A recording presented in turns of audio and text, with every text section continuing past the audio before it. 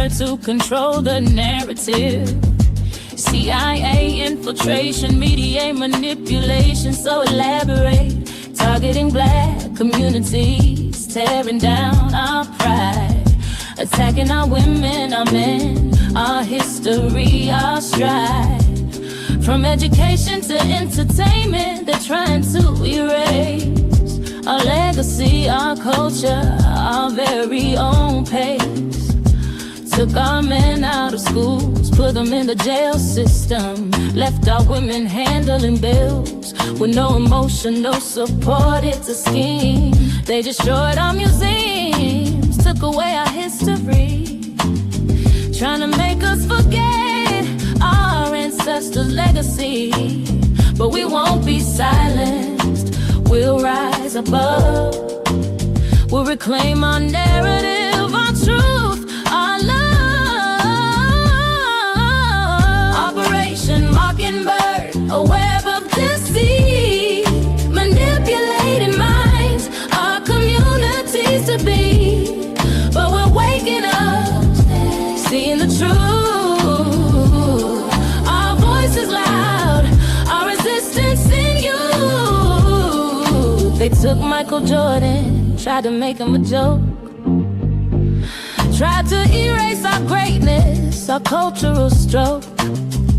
But we're still standing, our history won't fade. We'll keep it alive, our legacy won't be erased. From civil rights to black power, our struggle's real. They tried to silence us, but our voices are still. Our community colleges, they tried to dismantle, but we're building our own with knowledge and with battle. Epstein's files, they're trying to distract, keep the focus off the truth, our people's contract. They're trying to hide their plan to destroy our communities, our families, our girls, our boys. But we won't be fooled, we'll keep it real. We'll expose the truth, we'll make it feel. Our resistance is growing, our voices are loud. We'll take back our narrative, we'll break the mold. Black people ain't the ones trying to take Jordan down. He's clean, but Epstein's files are wearing the crown.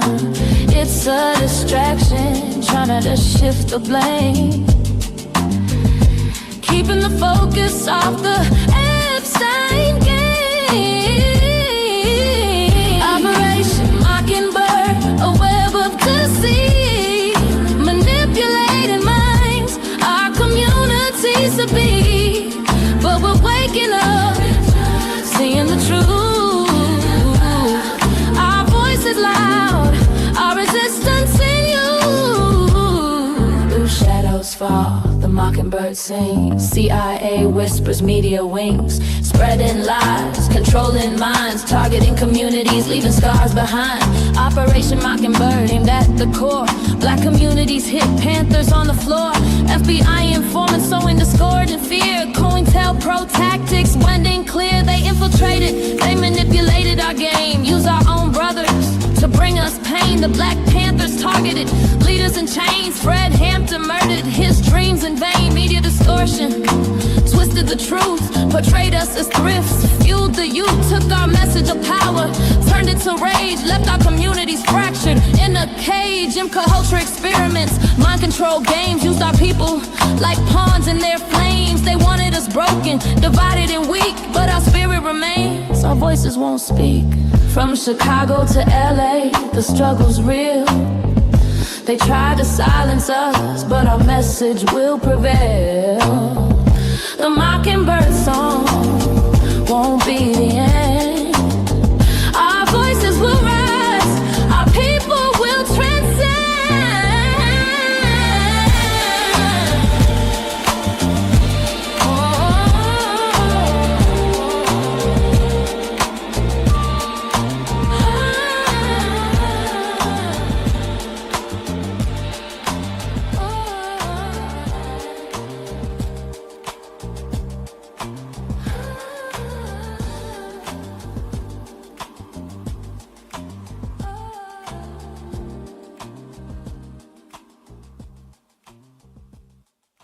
demanding that we subpoena the estate, and we did. We got every document from the estate. There were people said, "Oh, there are going to be a lot of questions answered. There'll be names and all." We've subpoenaed every document, every picture, everything from the estate. We never held back. We've been serious. We've all supported the full release of the documents. As I've stated many times publicly, we wish the process was going quicker. That's a lot of documents, a lot of redactions, a lot of eyes have to be put on this. So the Department of Justice is complying. Now, with respect to Maxwell and the Clintons,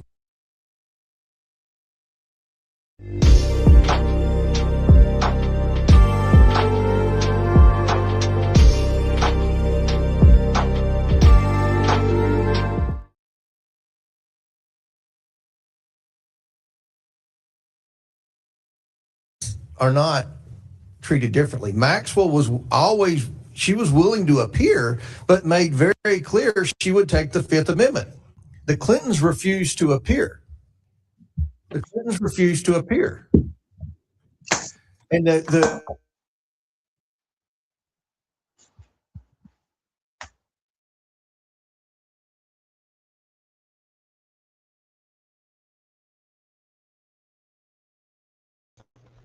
You know me, definitely trying to get into the information.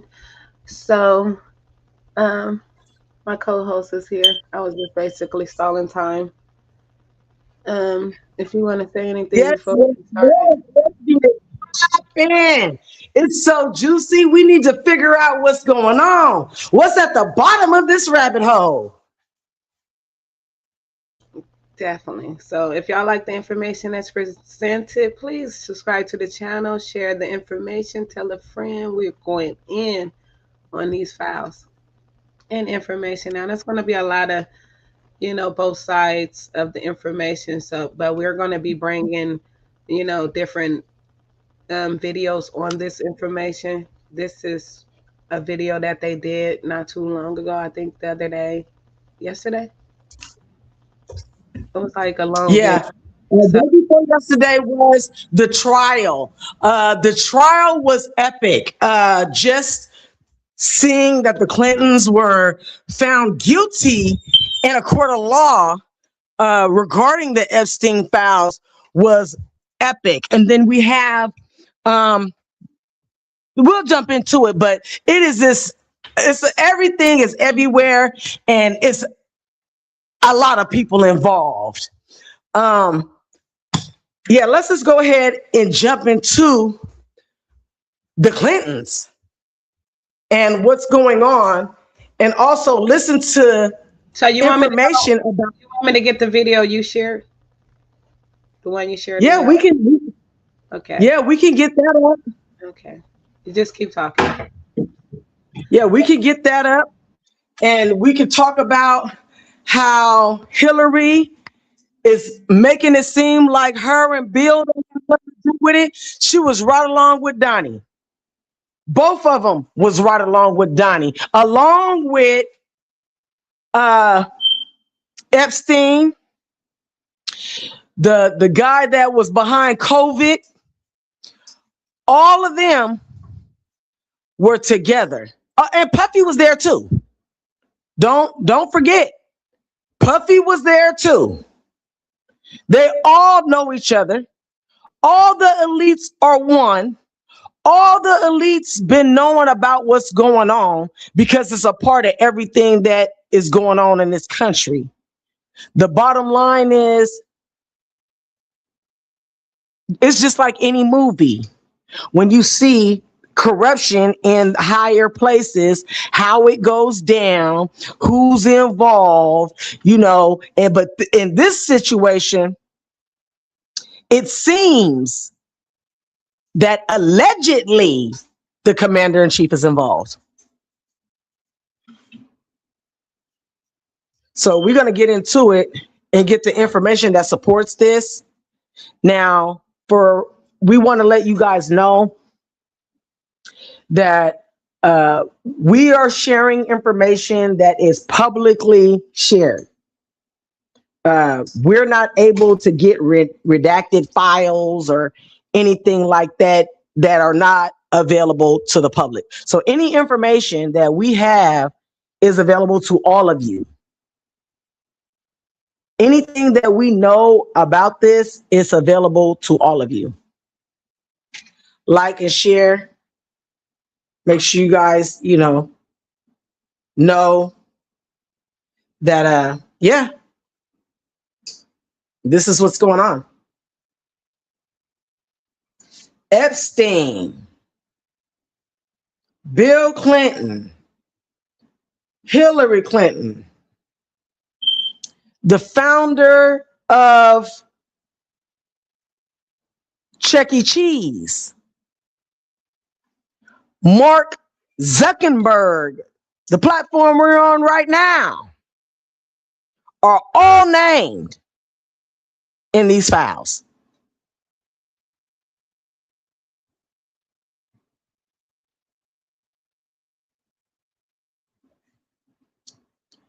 So what I'm going to call this debate, this conversation is going to be called the Epstein rabbit hole. We want to know exactly what's going on. Okay. So let's get into it. Rima back there, and she's getting some information that I've sent her and documentation that I've sent along with some receipts in regards to the information that is provided today. We all welcome our listeners to the Lion's Den and hope that you enjoy the show. Of course, if you have any information or if you would like to be a part of our cast or comment, please do so. The link is in the chat. Also, if you would like to like and share, that would be great. And if you'd like to send us some stars, that'll be great as well. Okay, so to start off, I'm going to get into some information in regards to the founder of Chuck E. Cheese. This man has been around children and getting children to come to his establishments for decades. You ever wonder why your kids get scared of the Chuck E. Cheese mouse and hit him and run from him and stuff like that? Children have intuition. So let's talk. This is Bondi right here. She is an individual that we are looking at right now because she is acting as if she is completely complicit regarding this situation. She's lied under oath several different times. First, she said there wasn't a foul. Then she said that it was only a little bit of the foul. Now we know that it was not only a little bit of the foul, but the person that she's protecting is in these fouls more than 3,000 times. Just her presence in the White House shows corruption. Now, do we have information to say that these people have done anything wrong just by being in this house or going to this island? We have to prove that they participated in something illegal, right? In regards to this. And also we have to understand where this island is. Is this island out of United States territory to where laws that are permitted or put in place in the United States may or may not be laws that are there on the island? This is something that we need to take into consideration as well. If this is an island and it's off the charts and it's not in the United States or anything like that, is this behavior permitted? Is there a place an island where these things, these lawless acts are permitted, and you have to have a special pass to get to this lawless land? Do you have to be an elite to get to this lawless land? Do you have to be of a certain stature to be able to visit this lawless land? This is information that we need to know. This is information that the audience wants to know. We're just asking the questions.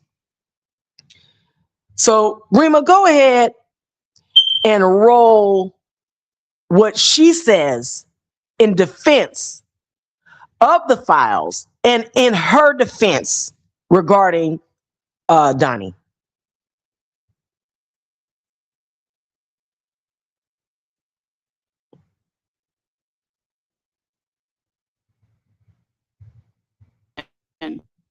All of them have clear and confirmed ties to Jeffrey Epstein. Attorney General Bondi, yes or no, has the Justice Department asked Secretary Lutnick about his ties to Epstein? Excuse me. Secretary Lutnick has addressed those ties himself. I'm asking you, has the Justice Department specifically asked Secretary Lutnick about his ties to Jeffrey Epstein? He has addressed those ties himself. Has the DOJ asked Secretary Phelan about his ties to Jeffrey Epstein? I don't know whether he has addressed those or not. Has the Deputy Secretary Feinberg talked to the Department of Justice about his ties to Jeffrey Epstein? Yes or no? Has the Department of Justice talked to Deputy Secretary Feinberg about his ties to Jeffrey Epstein, which are clearly spelled out in the files? It's a very simple question. It's not a trick question. I'm just asking you. Yeah, I'm stunned that you want to continue talking about. Oh my gosh. Epstein Okay, instead I'm of a Border reclaiming my Patrol time. I'm agent asking murder. you not a trick question, a simple question. Okay, so what is clear is we have evidence. Do you know who Chris Malin is? We have evidence that 3 senior officials within the Trump administration have ties to Jeffrey Epstein. And what I does can ties conclude, mean? I can conclude What does from what ties you are mean? saying that you have not talked to them. What does ties So, mean? Can I you think define Americans would be shocked to learn that you are not interested in talking with these officials who have ties to Jeffrey Epstein. What does across ties the mean? world, Can you define that? across the world, Can you prominent define men ties? who've been exposed in the files have resigned their jobs in disgrace. And that's a good first start. And that same Disgrace is standard, not saying the word this Chris same Malin. standard should apply here. And Americans want accountability. Who is Chris Malin? Was the president he? aware? Please stop talking. It is not your time to ask was he? questions. It is not your time. I'm reclaiming my time, Mr. Chair. One second. Time belongs to the gentlelady from Vermont. Was the president aware of Secretary Lutnick's ties to Epstein when he chose him to lead the Department of Commerce? Was he aware? Chris Malin was a Border Patrol agent. Okay, so He I'm was going to shocked, conclude and that she the president, in never fact, mentioned did him know about his in ties her because district. he was the next door neighbor. Shame on you. Oh, for goodness sakes. You're This from is a tiny, pathetic. beautiful This is state. pathetic, The Mr. committee will Chair. be in order. I am not asking trick questions here. You The got your American 5 people minutes. have a right to know the answers to this. These are senior officials in the Trump administration. This is not a game, Secretary. I'm Attorney General. My apologies, I couldn't tell. By 2008, we knew that Epstein was a convicted sexual abuser. And we now know that Lutnick went to Epstein's Island in 2012. How was that not a deal breaker for the president? And why aren't you asking questions of the Commerce Secretary about what he saw when he was at the island, which he lied about not ever going to? Why are you not asking these questions? And I see that my time is almost expired, so I will say this. Shame. Do the right thing, Attorney General. Meet with the survivors. They have been asking for a year. Meet with the survivors. Do the right thing. I yield back. Gentlelady yields back. The gentleman from South Carolina is recognized for 5 minutes. May I have 20 seconds of his time? So that'd be up to the gentleman, but Absolutely, Madam. Thank you. Thank you. I was curious if you, Congresswoman, asked Bill Clinton that. Didn't see one tweet, not one. I didn't see one tweet when Joe Biden was in office about Bill Clinton. Didn't ask Merrick Garland anything about Epstein, not once when he was. Weak sauce. Weak And sauce. also, I want the record to reflect that, with this anti-Semitic culture right now, she voted against a resolution condemning. Oh, is Jewish. I just want to be clear. Oh, Do you want to go there, Attorney time General? belongs Or to do the you ju- want to go there?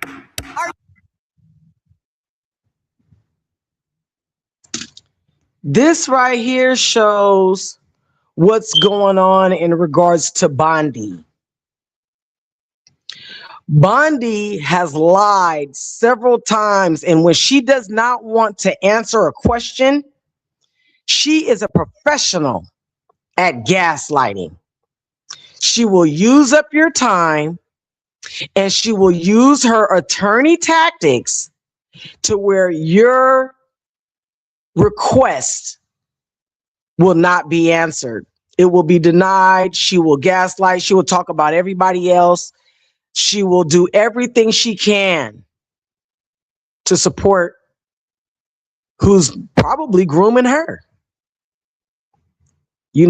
She has a real big job. So Bondi has been caught in several mistruths or untruths.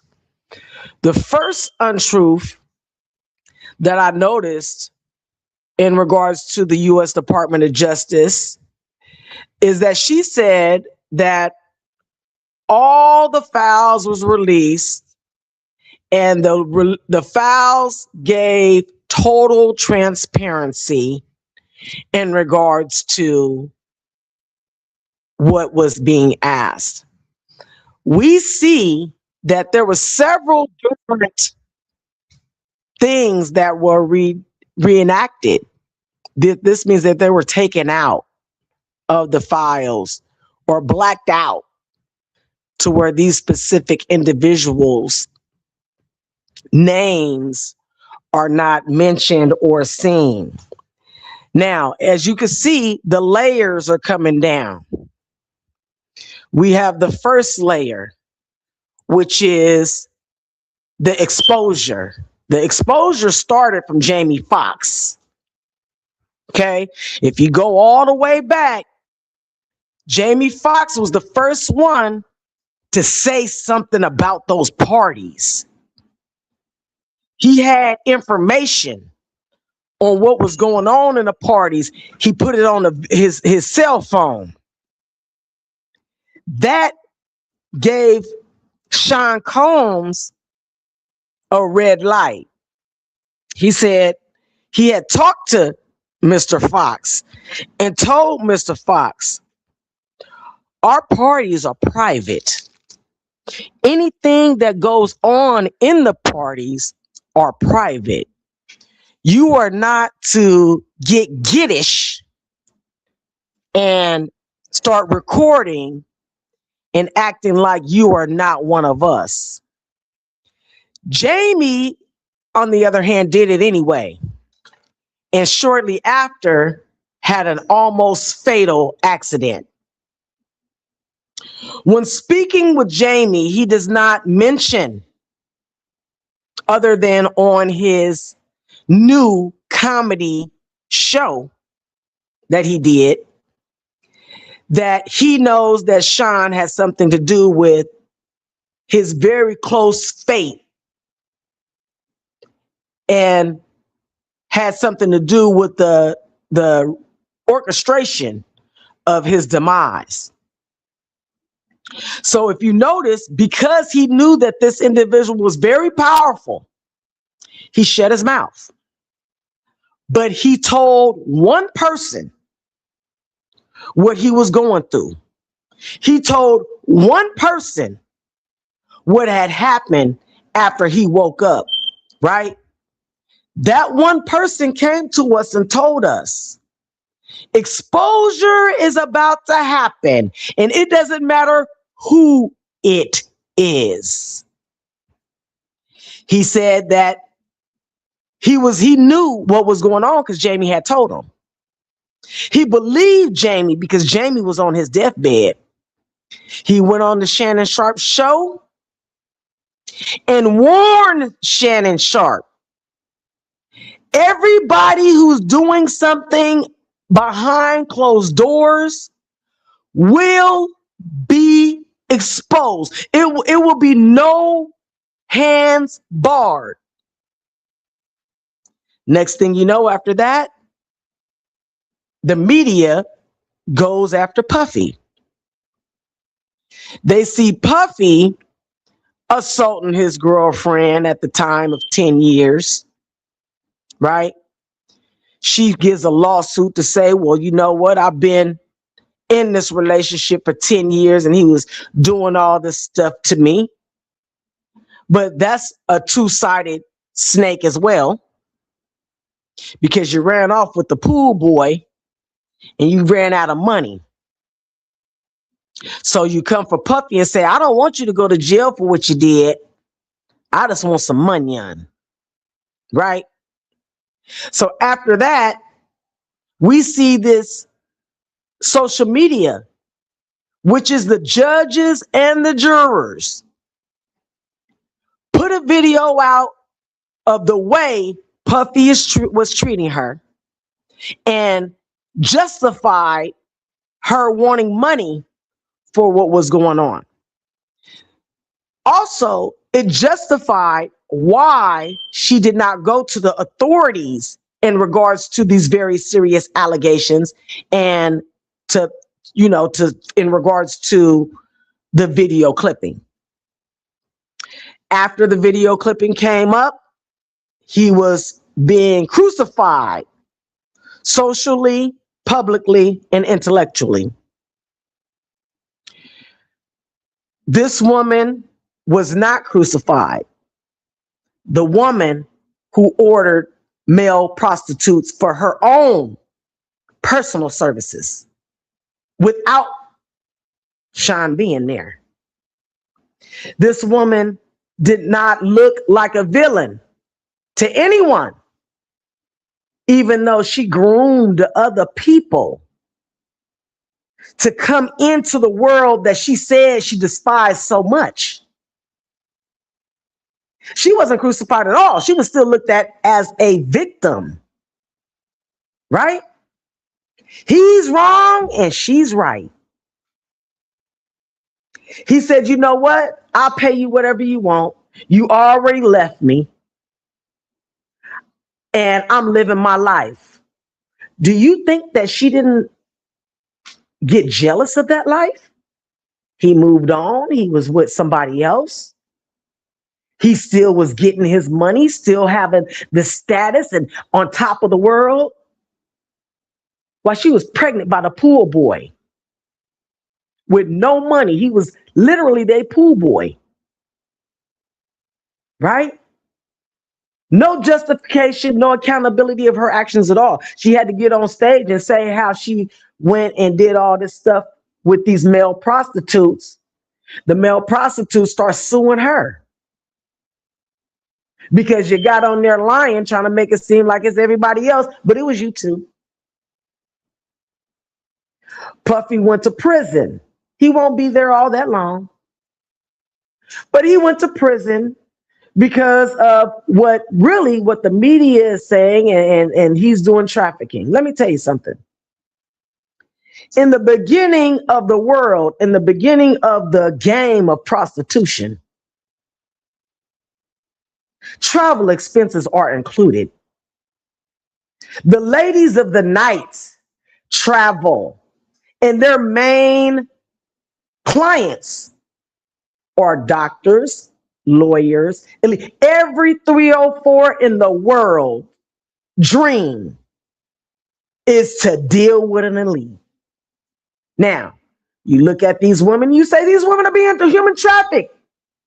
You have to look at who the actual human traffickers are. You look at the information, it shows that 80% of the children that were being trafficked were trafficked by other women. So you have these madams that's on the block knocking brawls. She want to get you to do everything that you need to do so she don't have to do it for Zaddy. Same thing, different scenario, higher income levels, but the same thing is happening. Same thing as in low levels. You hoeing. You want to be with somebody that's going to be able to take care of you. You want to be with somebody who has status, married or not.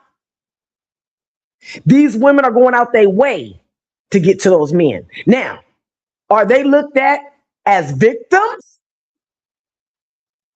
Or are they looked at as groomers? Society seems to think that they're victims.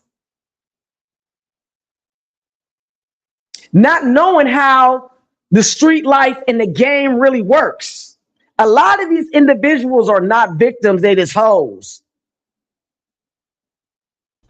Paid for their services. Yeah, but male and female. these was babies though. So let's try to get back into some of this information. Yeah, they're eating the babies. Yeah, They're harvesting the babies. Yeah, they're harvesting the babies' organs. They're selling the women's placentas to the highest bidder. They get the kids pregnant.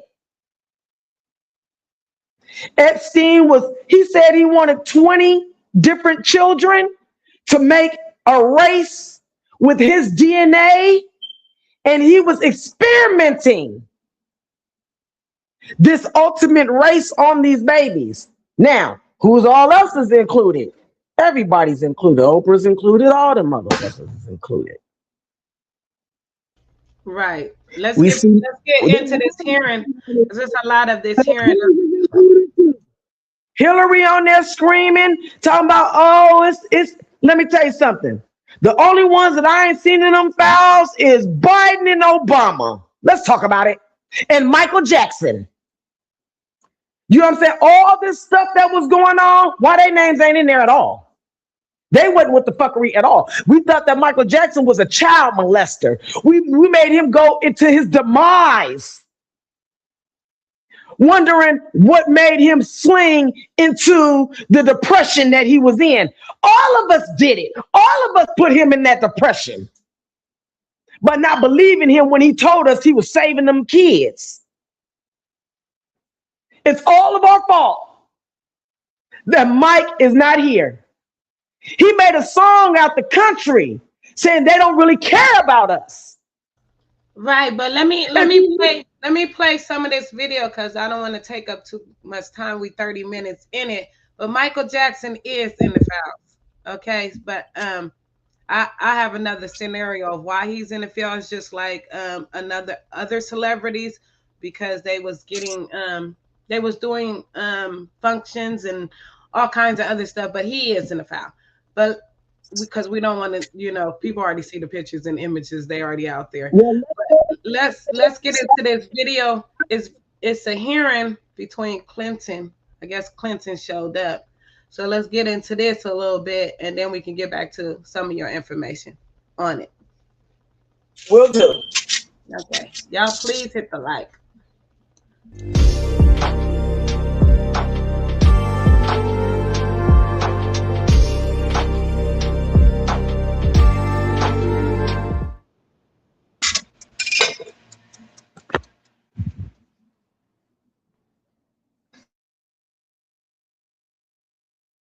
The contempt charge because of her reluctance to appear. None of those documents, there's no indication that she has anything to do with this. I'm not surprised that she's reluctant to appear. She had nothing to do with this. And if we're seeking the other count, the other basis for our inquiry from the charge and from the resolution is that as in her.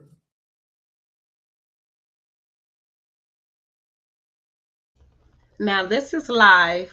I guess Hillary didn't show up, but Bill did. So I'm not even knowing if his testimony already occurred, but we'll rewind it just in case we have to. But yeah, she didn't show up.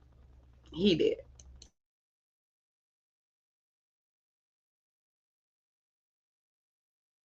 officials, 2008, I think, when some of this was first uncovered in depth, but it had nothing to do with the Secretary of State. Then it was between Mar-a-Lago and Jeffrey Epstein. It went from young girls being trafficked from Mar-a-Lago to Jeffrey Epstein's estate. And there's no nexus there between Donald Trump's club and the young girl. My grandma had a really unusual name, Livia.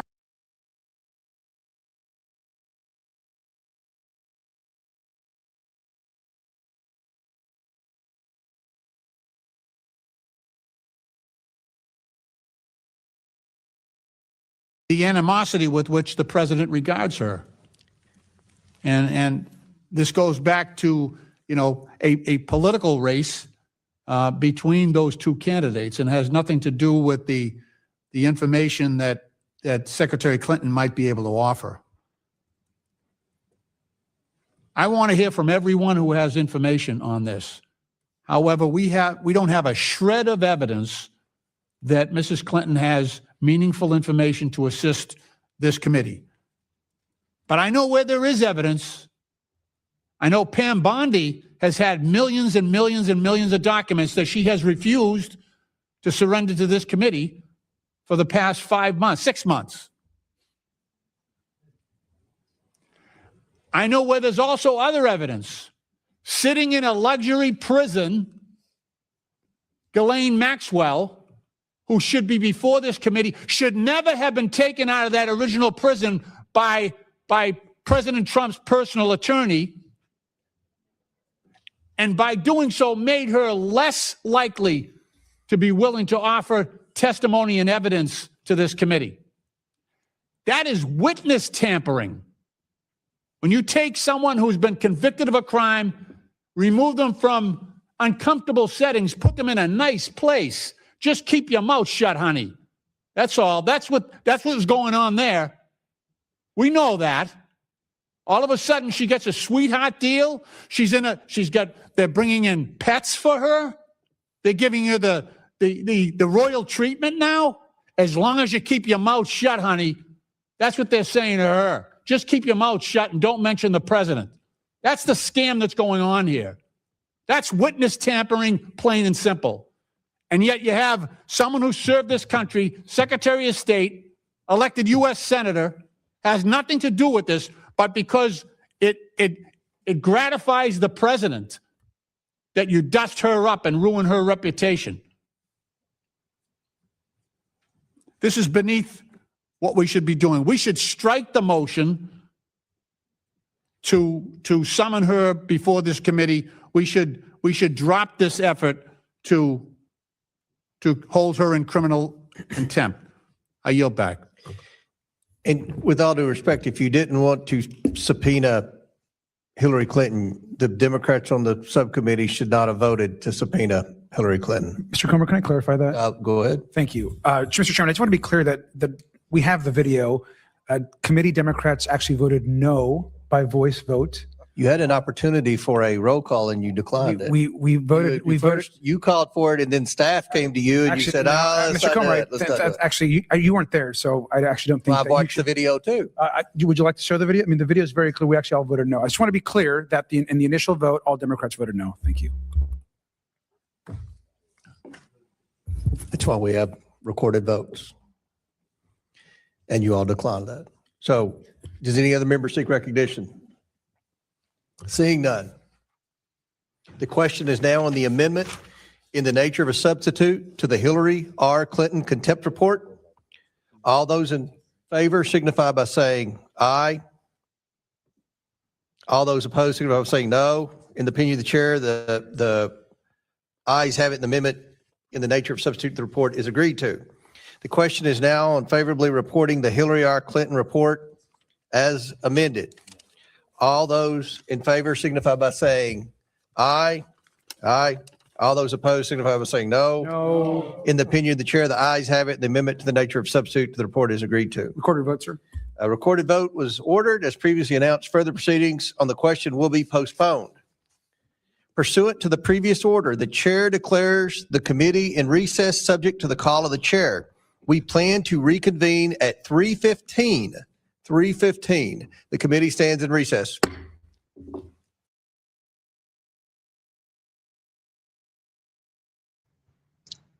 So we'll be back at 3:15 to see what's going on in regards to that. So what they're saying is Hillary, if I'm getting this right, she does not have to come in. And they're just going to go ahead and strike that. And then, they're just going to move on at 3:30, which is good. Some may say, with everything going on right now, you don't know who to trust, who's involved and who is not. Big information, big information. That was live in regards to what's going on right now, this second, in the court hearings. I just wanted to give some information in regards to Bondi. Now, this was 2 days ago. The U.S. Department of Justice has said it has released all of the files required by the Epstein Files Transparency Act. But lawmakers have argued the release is insufficient. A letter sent to members of the U.S. Congress on Saturday from U.S. Attorney General Pam Bondi and her deputies said all documents held by the DOJ had been released. It contained a list of names appearing in the files. Kentucky, Republican Representative Thomas Massie, who co-wrote the law, called for the DOJ to also release internal memos outlining past decisions on whether to charge Jeffrey Epstein and his associates. Millions of the new files relating to the late ex-sex offender Epstein was released by the DOJ earlier this month. At the time, the Deputy Attorney General said that all 3 million pages were not released. So at first, yesterday, she said it has released all the files required by the Epstein Files Transparency Act. So that Epstein Transparency Act obviously didn't ask for every single file, internal and external.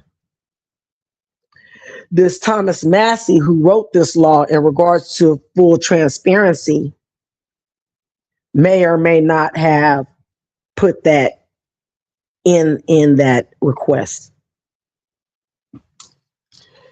So there's let's go ahead and just finish this. Millions of new files relating to the late sex offenders Epstein's were released by the DOJ earlier this month. At the time, the Deputy Attorney General said 3 million pages were not released. This is due to the existence of personal medical files, graphic depictions of child abuse, and other material that would jeopardize investigations, said Tom Blanche on the day of the document dump. So if you're saying that it was not, all the files was not released because of the existence of personal medical files, graphic depictions of child abuse, and other material that would jeopardize investigations, how is that jeopardizing the investigations? How would medical files jeopardize this information? Your medical files are given, and the HIPAA law says that they are not supposed to be given, but let's talk about it. When you go to a hospital and you go to another hospital in emergency situations or whatever the case may be, they don't ask you for nothing. They just start treating you. And they pretty much already got your files. You just say what hospital you came from. And they'll go ahead and go get those files. If you're in the hospital and you have been within their health system, they know exactly what's going on with you. Okay.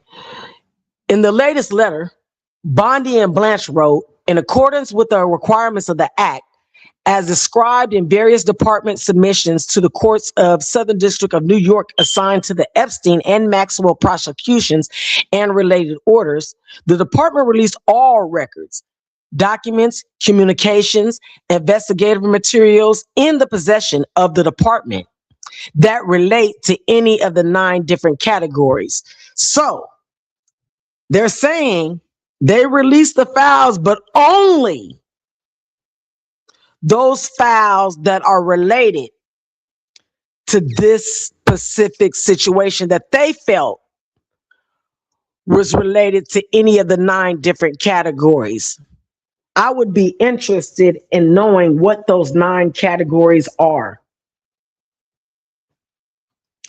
No records were withheld from the DOJ's release on the basis of embarrassment, reputational harm, or political sensitivity, the letter added.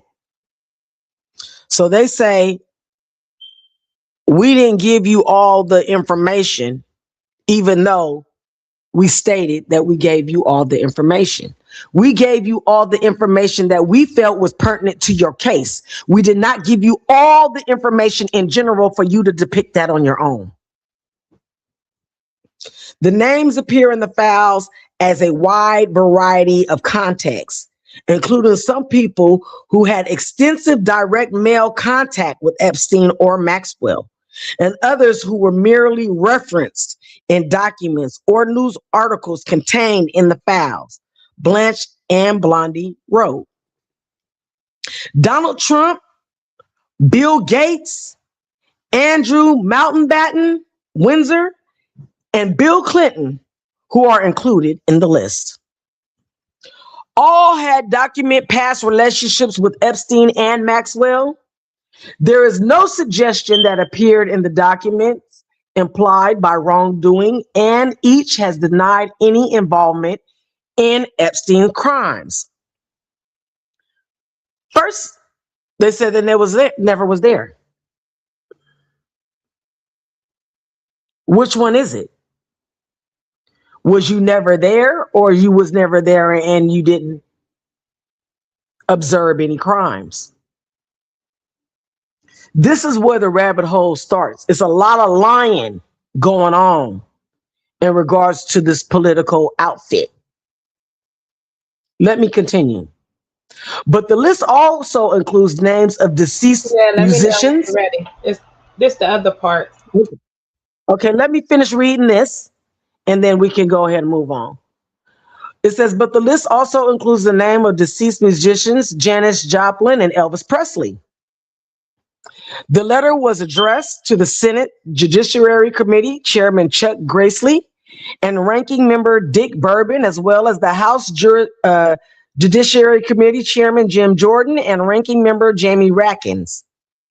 In the interview on ABC this week on Sunday, Massey argued that even through the DOJ wants to say they're done with this document production, there are more crucial files that should be released.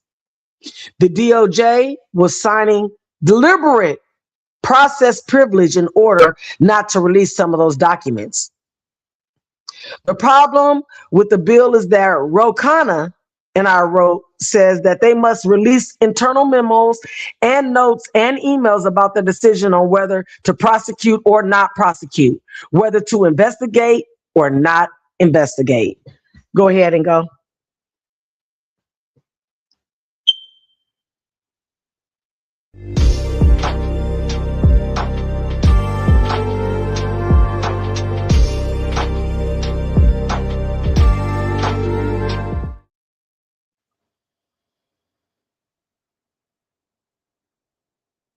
Russia, Paris, modeling agency sending him girls.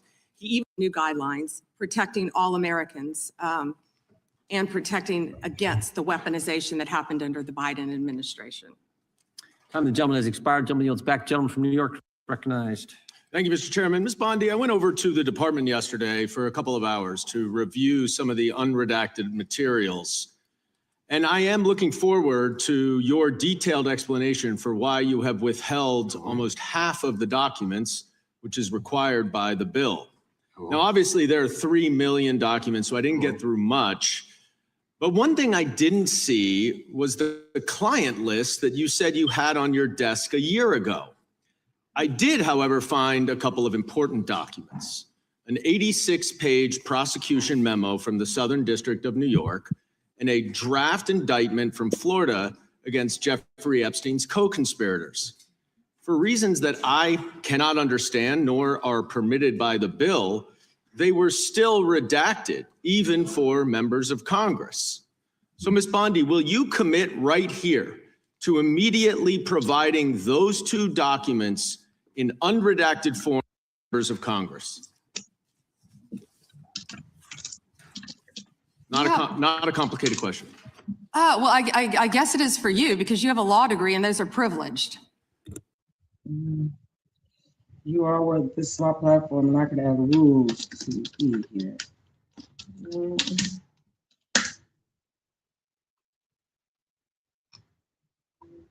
Listen, it's called Connect Team, and it's insane. I don't do schedules or timesheets manually anymore. And it works? Oh, like you wouldn't believe it. My team puts in their availability, I click auto schedule, and boom, there it goes. No more Excel, no more phone calls, no more group chats. Oh, perfect schedule like that. Damn, so all you gotta do is post it. Yeah, my team loves that it's just one app, so they see their shifts, they can approve it, and I know it's covered. But wait, what if there's like a last minute change? I mean,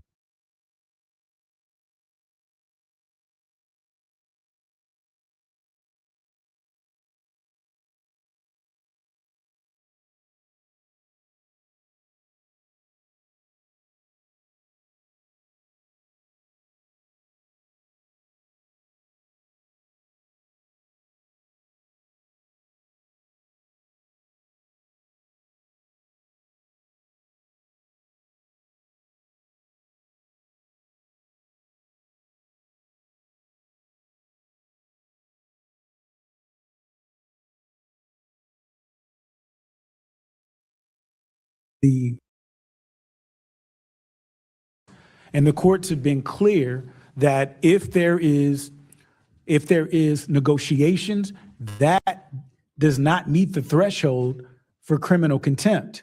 And the examples are clear on that. When Steve Bannon was held in contempt, he did not negotiate, he did not reply, he did nothing. Meadows, when he started to reply, then Trump told him not to, and then he ceased with his communications with this body. And so in this case, I agree 100% with our ranking member. I want to hear from the Clintons. I think the victims we want to hear all the evidence. But what I know as a prosecutor is that we don't start doing depositions before we listen to the evidence. Now, if there's not evidence, okay, then there's other things to consider. But the evidence is here. There is evidence that has been duly voted on to be presented to the American people in a bipartisan manner, and of this evidence, we've received 1%. 1%. I mean, put this in perspective. There's 0%, and then the only thing you can do next is go to 1. That's it. We've got nothing. And now we're going to bring the Clintons in before we even have the evidence. That makes 0 sense, which is close to the 1 that I talked about. And so there's a legal analysis here. There's about what are we doing to ensure that we are doing a real investigation to get these victims the justice that they deserve. And so Ghislaine, whatever her name is, she needs to be brought into this body. And I'm hearing that, oh, well, she's going to plead the 5th.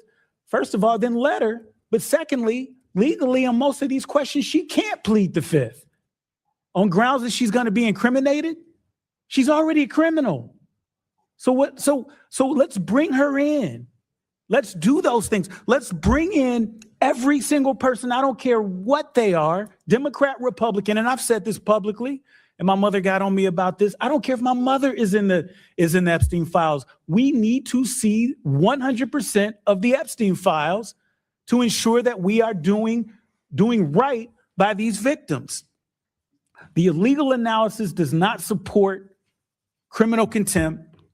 A real investigation, a fair bipartisan investigation would lead us to the conclusion that we want to hear from the Clintons, that we want to hear from everyone. But right now, we don't even know who else is in the Epstein evidence because Pam Bondi has not turned over that evidence. And that's the massive violation that we're seeing, that my colleagues on the other side of the aisle don't seem to have any urgency about. The massive violation of the law, and Pam Bondi needs to be here to answer those questions. But that is like, oh well, we'll put it off. We'll get there. We're working with them. I'll yield the remaining. Sorry, Ranking Member. And before I recognize Mr. Gill, I want to point out February 11th, Pam Bondi will be in front of the House Judiciary Committee. February 9th. February 9th. I'm sorry, February 9th. February 9th. February 9th is Ms. Maxwell. Miss Maxwell. And February 9th, we're deposing Miss Maxwell. February 11th, Pam Bondi will be in front of this committee. So there's a lot of wheels moving right now. Chair recognizes Mr. Gill from Texas. Thank you, Mr. Chairman. I just think it's worth pointing out that the obvious reality here is that the Clintons are doing everything they possibly can to not come testify before the committee or had any real transcript or information about his engagement and involvement with Jeffrey Epstein over a long period of time. I mean, we've been working for 5 months to nail down a date for a deposition, working in good faith in the entire time. The Clintons have been evading this committee, at one point even deciding that they were going to propose Christmas Day, Christ's birthday, as a date for a deposition. I mean, that's not good faith. At one point, they proposed that instead of doing a deposition, they're going to have Chairman Comer and a staffer and a note taker go up to New York City, where they could ask Mr. Clinton questions and create 2 different sets of records about what Clinton said. That's obviously quite different than having an official court reporter precisely write down the words from the former president. Competing staff notes are simply not going to cut it. So we've spent 5 months working on this. It's about time that they comply with a lawful subpoena like many other people have. And there's some suggestion that we're selectively choosing who to enforce these subpoenas against. I mean, as you pointed out multiple times, Jeffrey Epstein visited the White House 17 times. He flew at least 26 times on Epstein's private plane. There's a clear, long-standing, obvious connection between the Clintons and the Epsteins, and I think we need answers for that. And I hope that we get that, and I hope that our colleagues on the other side of the aisle will join us in that. And with that said, I'm happy to yield 2 minutes to my colleague, Miss Anna Paulina Luna. Thank you. I'd like to just say that I do agree with some of the sentiment of both of my colleagues, to include Mr. Bell, who actually just spoke to wanting justice for the victims. But it's important to note that the reason why the files have been delayed in release is because of Judge Paul Engelmeyer in New York. This judge specifically ordered the SDNY to do a second review, and for those documents to then be certified by U.S. Attorney Jay Clayton. So if you want to get mad at someone, look no further than Judge Paul Engelmeyer, who then also, at the same time. Welcome to Wix Harmony. Take the power of AI and the freedom of drag and drop to turn your words into a living, breathing website that's entirely yours to shape. Add exactly what you need: images, apps, videos, and drop them into place. Bounce between. For Todd Blanche's cell phone number to Chairman Garcia and to Chairman Comer so they can both get on a call. I think it's important to open dialogue, okay?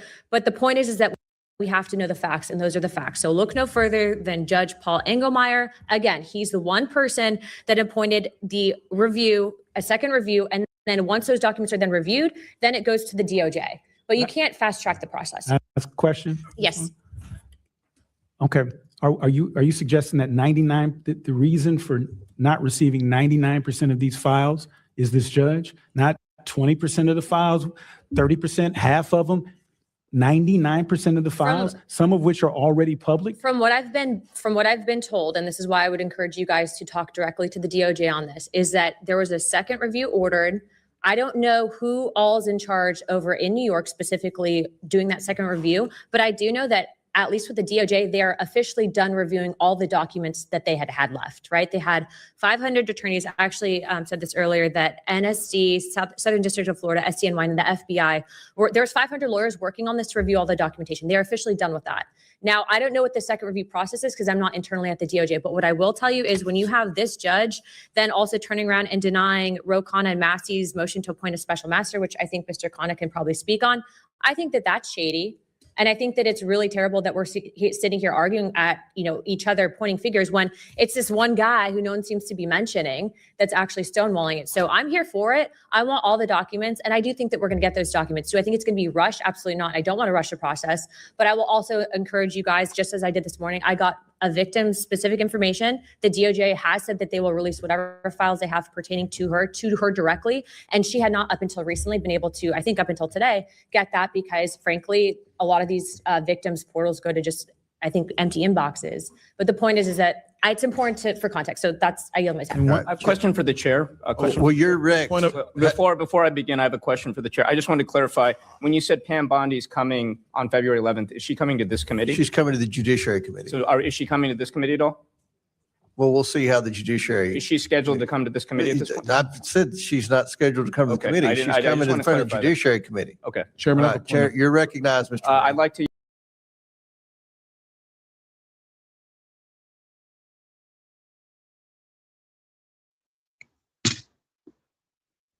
This seems like a clown show. Needs to be taught. A Blues, lot of information. Beale Street, right, barbecue, and people should come. It's not a troubled city. We've got some crime, but it's not a troubled city. We're not troubled, and we love our city, and we hope that the National Guard doesn't come in and cause people to have questions about Memphis because it's a city they should visit. Let me ask you this about, you said that the homicide rates are coming down to an all-time low? In modern recorded U.S. history, yes. When sir. does modern recorded history start? I think the FBI, and I'll get back to you on this, has stats on that going back about 30 years, sir. Okay, I was thinking back to Ozzie and Harriet, and I didn't think you could beat Ozzie and Harriet's time. Secondly, you mentioned the Epstein case. Did any of the women that were victims, and they came up here and had a press conference and all, did any of them contact your office and ask to give information? To my knowledge, no, sir. If they did, let me ask you first, is there a statute of limitations on sex crimes like that, with sex with a minor, rape? The DOJ is the expert, but I do not believe there's a statute on that, limitations on that. So if there's not a statute of limitations, should you not be interviewing those people who know who raped them and the names and the places and give you that information? That seems like that's a treasure trove of information, and it's a serious, serious, serious number of crimes. Sir, I couldn't agree with you more. We've been very public about asking individuals to come forward with new information, and we would run out every single lead on that. Well, I'm sure the women will come forward, especially today, to be sure that they will get an opportunity, because that seems like something we ought to do. Mr. Driscoll, what was his reputation? I can't comment on Mr. Driscoll's matter. It's an ongoing litigation. Yeah, but his reputation you could tell us about. I can't tell you about his reputation. His work has been laid out in that lawsuit. How many of the FBI agents who worked on the January 6th case have been fired? I don't have that number, sir. Do you have a ballpark figure? No, but I can tell you that individuals based on case assignments in the FBI that I have led have not been terminated for case assignments. Thank you, sir. And come back to Memphis and you work with Kevin Kane in our tourism bureau. he's great. Thank you. And thank you for your work in Memphis. Gentleman, yields back. Mr. Chairman, I have a unanimous consent request. Gentleman's recognized. So I've got 4 documents I'd like to introduce into the record. The first one is Jeffrey Epstein's 6 story played out for years in plain sight. And Acosta is quoted in here saying, "I was told Epstein belonged to intelligence and to leave it alone." The second document is entitled, "What Epstein's Bodyguard Warned About His CIA Connections." The third document is from Fox Digital. It's titled, "Epstein's Private Calendar Reveals Planned Meetings with Obama Admin Official CIA Chief." And the last document is Wall Street Journal article that highlights Ehud Barak's 36 meetings with Jeffrey Epstein. He was the former Prime Minister of Israel and head of military intelligence for Israel. It may have held that title when he met. Imagine being able to build an app with your name on it just by thinking about it. Meet Base 44, a complete AI creation platform. Describe what you want and watch it take shape.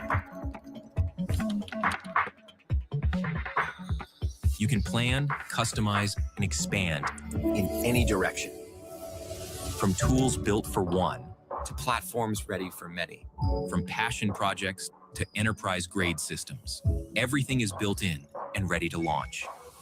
It's a new world of creation, where you can go as far as your imagination takes you. Can you imagine it? Let's make your dream a reality right now. We're in the hearing and here today that the problem is that the case files are constrained by limited search warrants from 2006 to 2007, and that the non-prosecution agreement hamstrung future investigations. Those constraints only apply to Southern District of Florida. They do not apply to Southern District of New York, the location of the 2019 sex trafficking indictment, which produced many things, including a series of FD 302 documents. According to victims who cooperated with the FBI in that investigation, these documents in FBI possession, your possession, detail at least 20 men, including Mr. Jess Staley, CEO of Barclays Bank, who Jeffrey Epstein trafficked victims to, victims including minors such as Virginia Roberts Giuffre, may she rest in peace. That list also includes at least 19 other individuals, one Hollywood producer worth a few $100 million, one royal prince, one high-profile individual in the music industry, one very prominent banker, one high-profile government official, one high-profile former politician, one owner of a car company in Italy, one rock star, one magician, at least 6 billionaires, including a billionaire from Canada. We know these people exist in the FBI files, the files that you control. I don't know exactly who they are, but the FBI does. Have you launched any investigations into any of these people, and have you seen these 302 documents? Sir, I have asked my FBI agents to review the entirety of the Epstein files and bring forth any credible information. And we're working with Congress not only to divulge that information and produce it to you, but any investigations that arise from any credible investigation will be brought. There have been no new materials brought to me launching a new indictment. So is the loophole here, or is it your assertion that these victims aren't credible, that the 302s maybe didn't produce credible statements that rise to a probable cause? It's not my assertion, sir. It's the assertion of 2 different United States attorneys' offices from 3 separate administrations who investigated those same materials in lifetime. Are the 302 documents in the FBI's possession? They reviewed all that, yes, sir. And so have you reviewed those 302 documents that where the victims name the people who victimized them?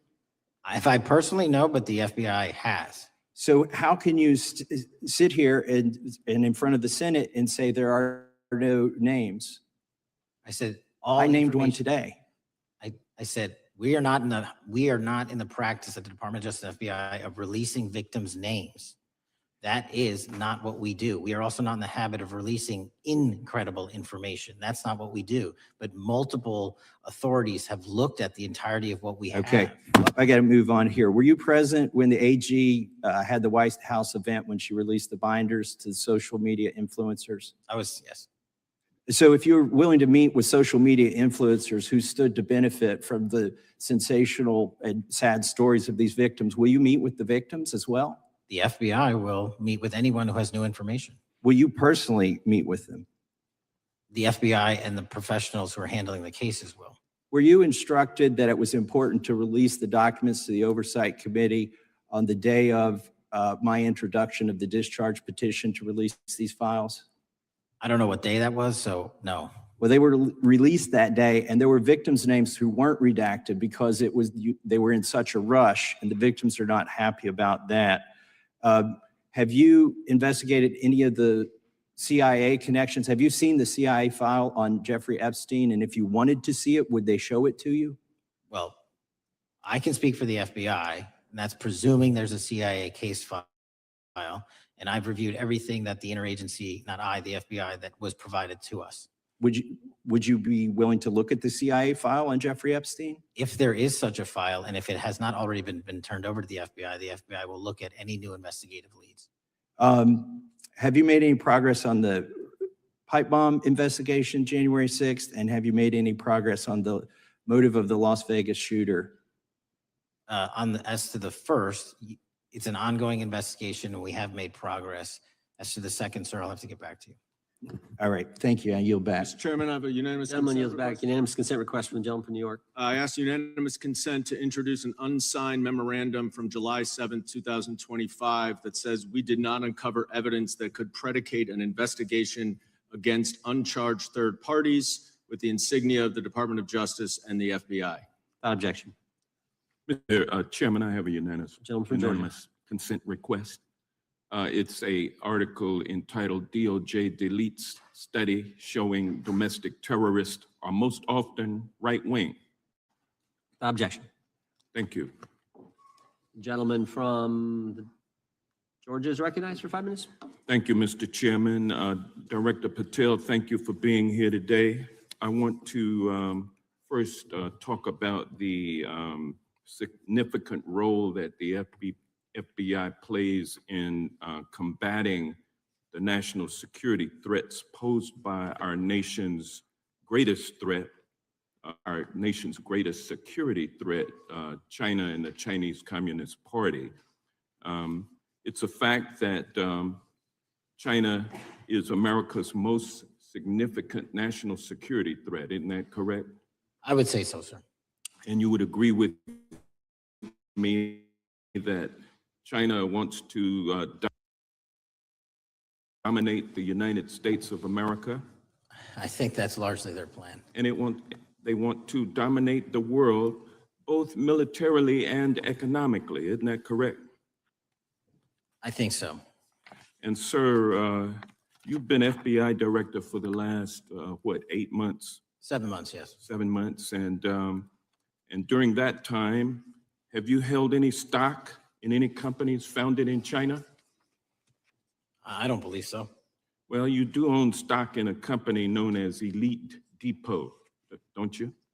Which one, sorry? Elite Depot. You own stock. I think that's, I'll have to get back to you. I think it's a law firm and it's a company out of Singapore. Okay, well, no, the company out of Singapore, which is owned by Elite Depot, is the Shein Company, which was founded in China, correct? That company operates out of Taiwan. Well, they changed their headquarters from China back in 2022 to Singapore for tax purposes, but it's owned by a Chinese billionaire. I think his name is Charlie Zhu, and you own stock in the company that owns Shein. Which I disclosed during my confirmation process. You certainly did. And now, do you still hold that stock in that Chinese company? Pursuant to the Department of Justice, who reviewed my material that was submitted during my confirmation process, I was able to hold certain stocks and they made So the you decision. still hold the stocks that you have? You still hold on to these Chinese stocks, these stocks in this Chinese company? I disagree that it's a Chinese company, but I was in the DOJ, when you're appointed, makes a call on what you can and can't Well, possess. now, let me ask you this. Chinese companies steal trademarks. They produce counterfeit products and sell them over the internet on platforms such as Shein. They steal intellectual property. They steal data from American companies. And to me, it seems inconsistent with your role as FBI director that you would own stock in a company that is based in a country that is the nation's premier national security threat. It's like you are putting your own financial security over the security of the nation. I disagree with that characterization. Well, I think the American people look at it like it's a classic situation of the fox guarding the hen house. If the FBI is charged with investigating espionage, economic espionage by companies controlled by the Chinese Communist Party, and you are the director of the FBI, you've got a conflict of interest. Sir, I would just show if there's any intimation that I'm Why against. are you holding on to this stock? It wasn't a decision I made. And it's valued at up to $5 million as of when you last reported, correct? $5 million in stock? No, I don't follow it. You don't follow it, but you're still making money off of it. I don't have any money off of anything. Well, What I have done, Trump's trade policies directly impact the value of that Chinese stock. Won't you agree with that? which trade policy? I'm not a trade expert. Okay, all right. But I want to tell you Play this. Crazy on me today. Let me ask you this question.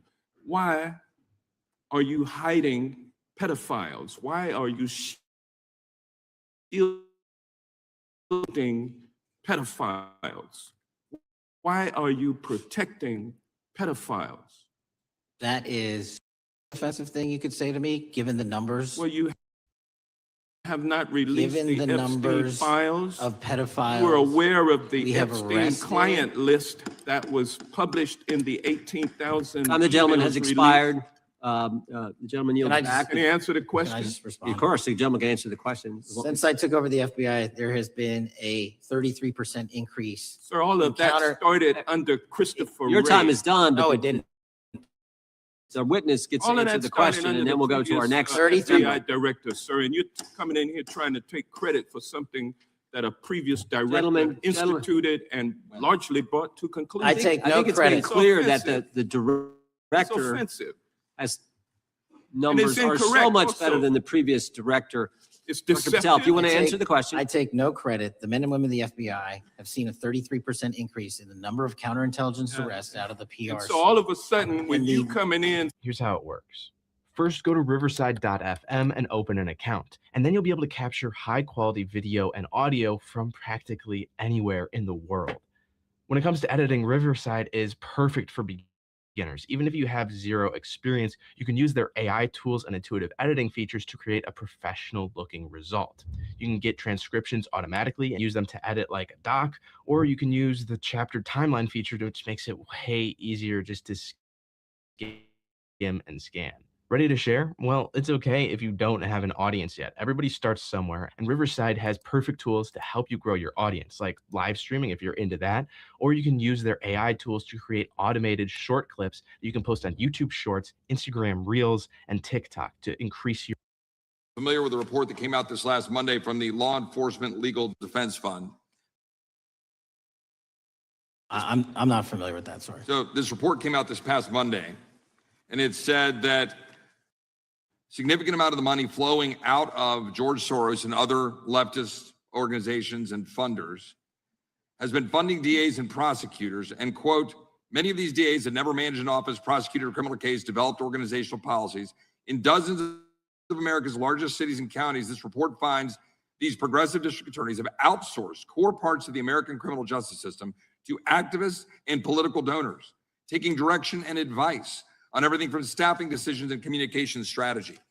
Organizations, it's a complex web of donors going in through these organizations to put radical DAs and prosecutors out there, putting criminals on the streets.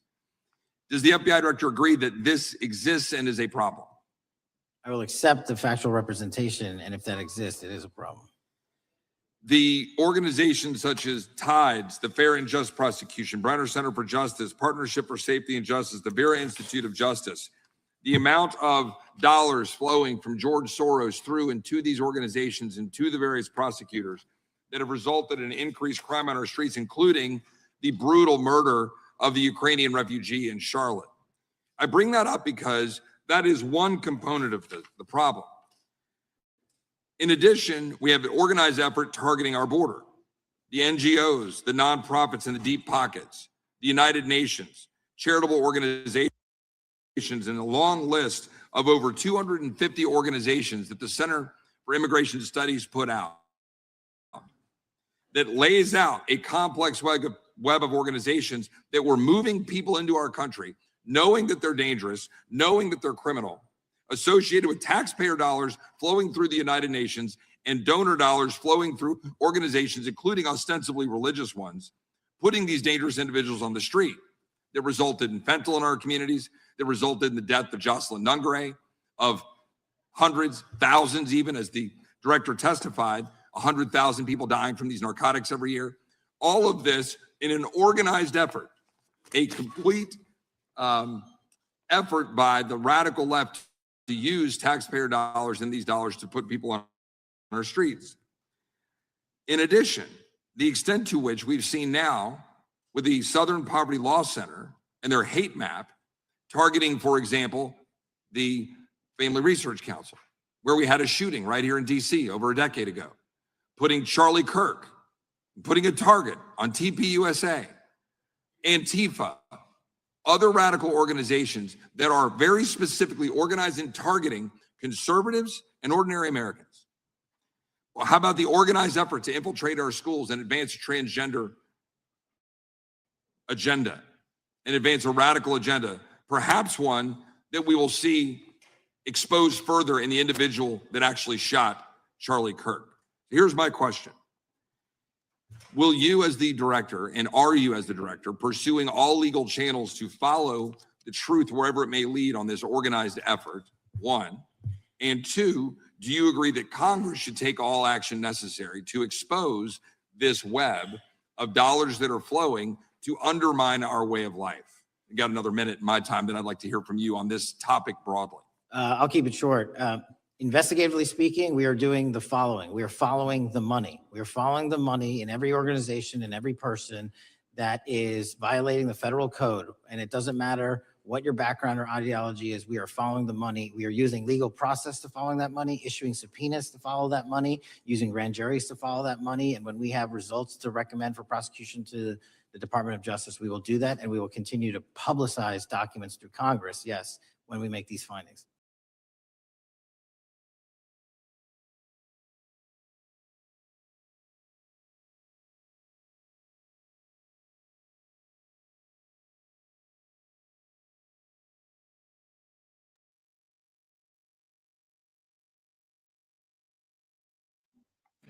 Nothing came Here out goes about some more me. information.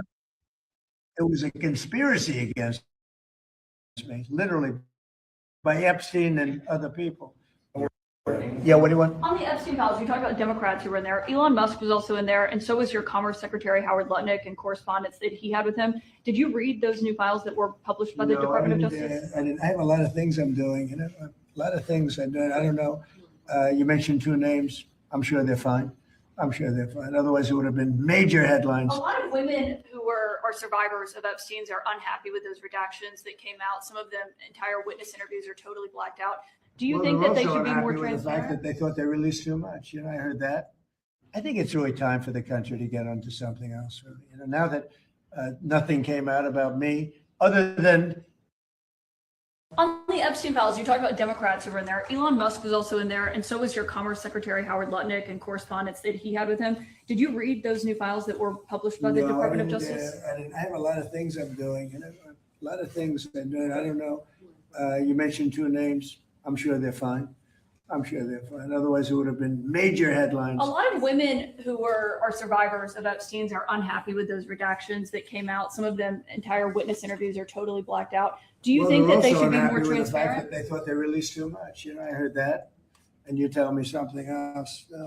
I think it's really time for the country to get onto something else. You know, now that nothing came out about me, other than it was a conspiracy against me, literally by Epstein and other people.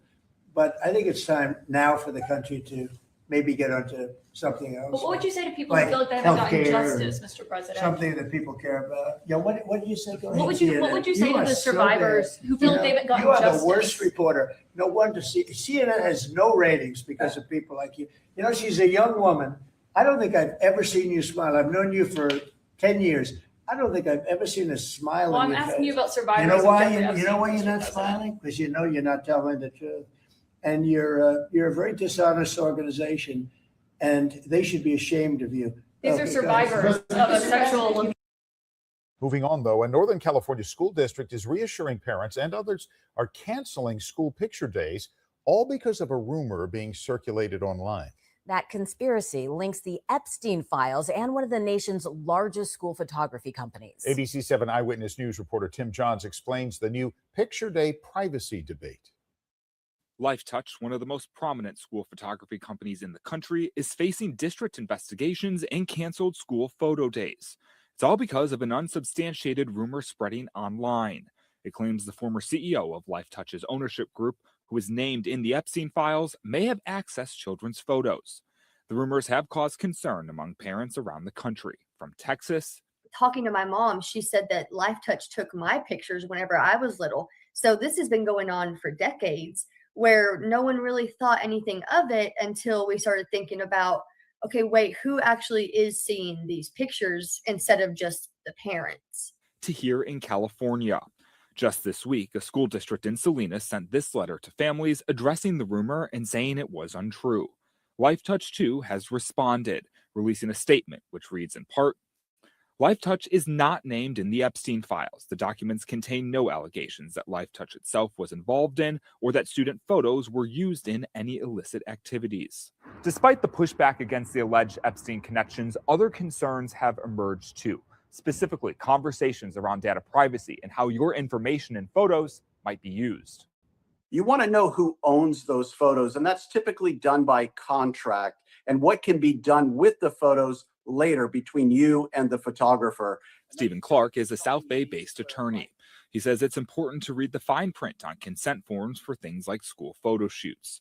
Tech expert Ahmed Banafa agrees, especially given the chance of a data breach. About 5 million pictures being sold on the dark web in 2023.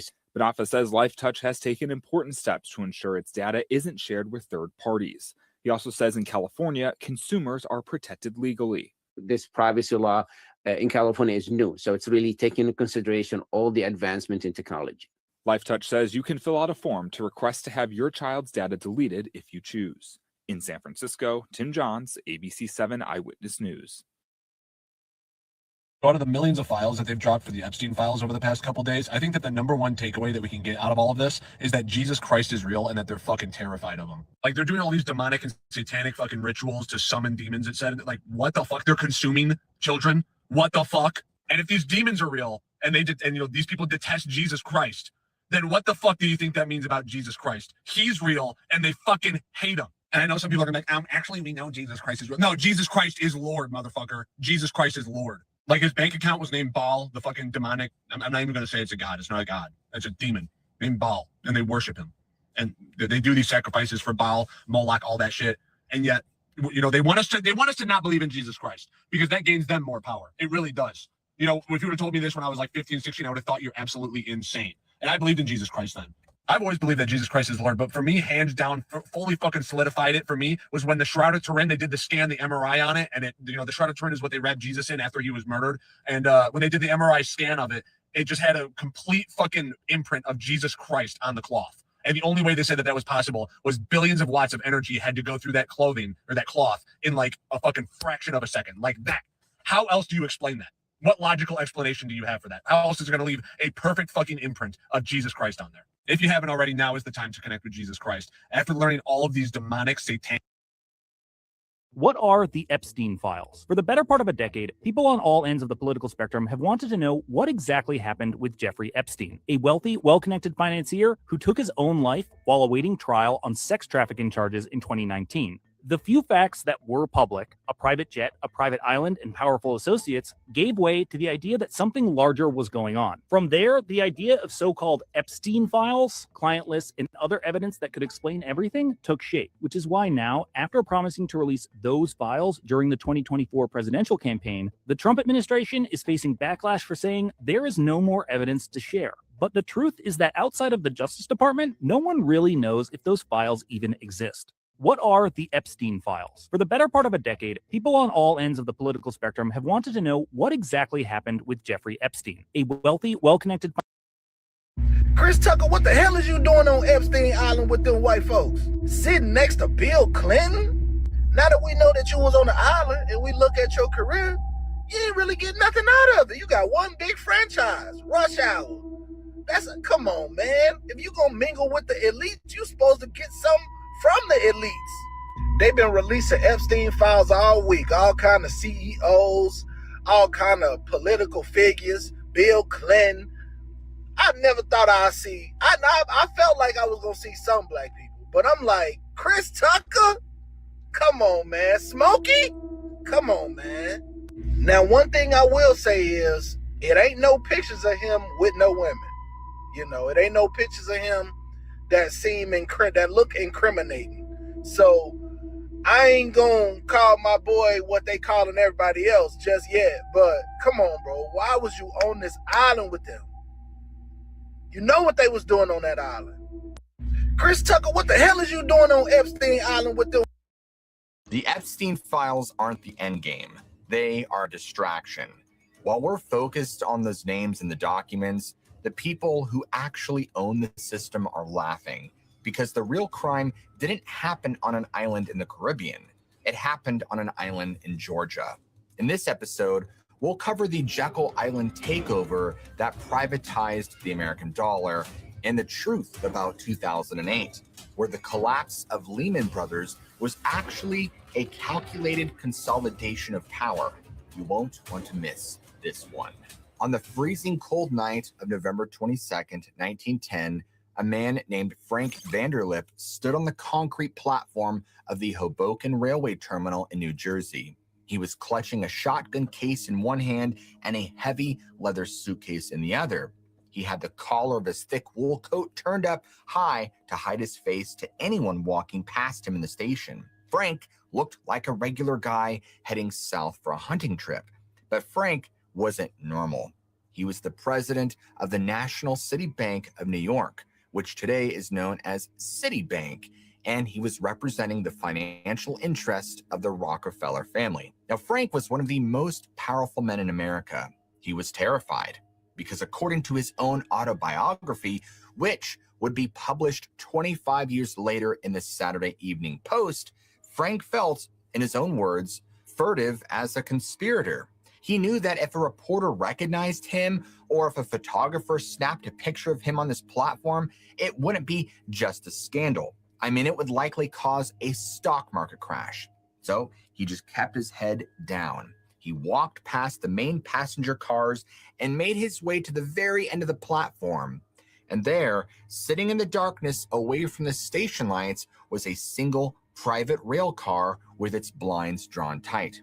He walked up to the metal steps, he looked left and he looked right just to make sure he wasn't being watched, and then he climbed aboard. Now inside, the air was warm and it smelled of very expensive cigar smoke, and he walked down the narrow corridor and he entered the main cabin. And sitting there in the dim light were two other men who were dressed like hunters, but who were definitely not hunters. One was Henry Davison, a senior partner at J.P. Morgan Company. The other was Paul Warburg, a German banker who was widely considered one of the smartest financial minds in the world at the time. Frank didn't say hello. He didn't shake hands. He nodded. He put a shotgun in the rack and sat down. Now, a few minutes later, the train hissed and lurched forward, and it began its long journey south into the night. Now, as the train was moving, a fourth man entered the cabin. This was Senator Nelson Aldrich. Now, at the time, this man was the head of the National Monetary Commission and probably most politically powerful man in the United States Senate. Now, he looked at the other men and he laid down the ground rules for the trip. He told them that for the next week, they were not allowed to use their last names, period. They were only to address each other as Frank, Harry, Paul, and Nelson. And he explained that the servants on this private train car knew who Senator Aldrich was, but they didn't know who the bankers were. And if the servants heard the names, Morgan or Rockefeller or Warburg, they would talk. They would blow the lid off everything. They would tell the press. And if they found out that the most powerful politicians and most powerful bankers in America were sneaking out of New York together in the dead of night, well, the public would probably riot. Now, you have to understand that the atmosphere in 1910, the American public absolutely hated Wall Street. They called it the money trust. They believed that the Epstein files aren't the end game. They are distraction. People are forgetting how we got here with the Epstein files. We're going to do a full timeline. So how did we get here? To answer that, we need to take a step backwards. It was a sunny day in 1953 when Jeffrey Epstein was born in Brooklyn. Okay.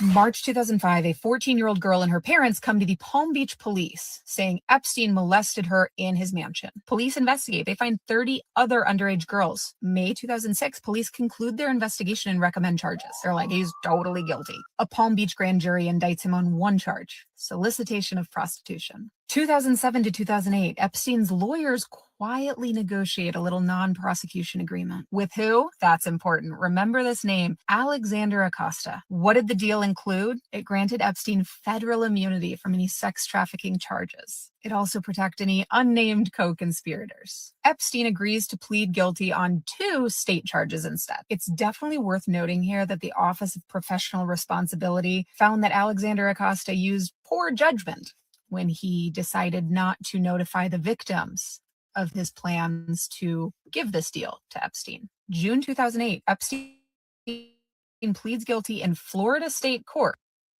solicitation of prostitution and solicitation of a minor for prostitution. He's sentenced to 18 months in jail. Justice is served. You think that's a light sentence? I've got news for you. He only served 13 months. And during those 13 months, he was actually allowed out 12 hours a day, 6 days a week. Work release. They also negotiated that any deputies escorting him to his office needed to dress in business attire because otherwise that would be super embarrassing for him. A sex offender. He quietly settles all these civil lawsuits with his accusers. 2011 to 2016, this was supposed to just go away for Jeffy. Luckily, it didn't. Why? Investigative journalism. Public outrage grows. January 2017, Trump is sworn in. February 2017, I told you to remember a name. Do you remember what that name was? Alexander Acosta. Trump nominates Acosta as Labor Secretary. He's confirmed by the Senate in April 2017. This revives interest. Why? Alex Acosta was the U.S. attorney in Florida who negotiated a non-prosecution agreement with Epstein's lawyers without telling the victims. Okay, this next part gets hot, and I'm not trying to do this for free, so I'm going to make a part 2. People are forgetting how we... Here's some things that you didn't know about the Epstein files. Not gonna lie, this makes Diddy look like a preschooler compared to him. First things first is they had a baby between 2 chickens. Now, I don't know what this is. This is like some weird cult stuff, but there's a picture of a baby in between 2 uncooked turkeys. Second thing is Epstein was literally jacking off to FNAF characters and FNAF porn. Now, I don't know who does that. That's the first time I've ever heard anybody doing that. That has to shock literally everybody. Another thing is what they did to kids. They literally would mutilate kids. They would take off their body parts, stab, use swords to cut off their feet, eat their intestines, and a lot of things of those natures, and have other people watch and eat too. Like, I don't think people understand they were literally feasting on kids. Kids is insane. Another thing which is very random is he was banned, I believe, in 2014 on Xbox. I don't know what he did to get banned, but there are people saying the hard R, being racist, a lot of things like that. He must have been trying to chase down kids or something. There's no way you get banned on Xbox in 2014. Another crazy fact is that literally Elon Musk emailed him to go to the island. Literally asked, he was like, it would be so fun. I would love to come down to the island. Yeah, Elon Musk, he's a part of that stuff too, for sure. Another thing is that he was emailing and sending money to somebody named Baal, B-A-A-L, and Baal is actually a satanic like demon or entity. And that's probably what he was wiring money to and sending messages to. Now, I don't know if this was a real like entity demon or like somebody named Baal, but that's just insane to me. Also, he had direct contact to Bitcoin, the owner of Bitcoin. I don't know how he did that, but Jeffrey Epstein is a man of many things, man, I can tell you that.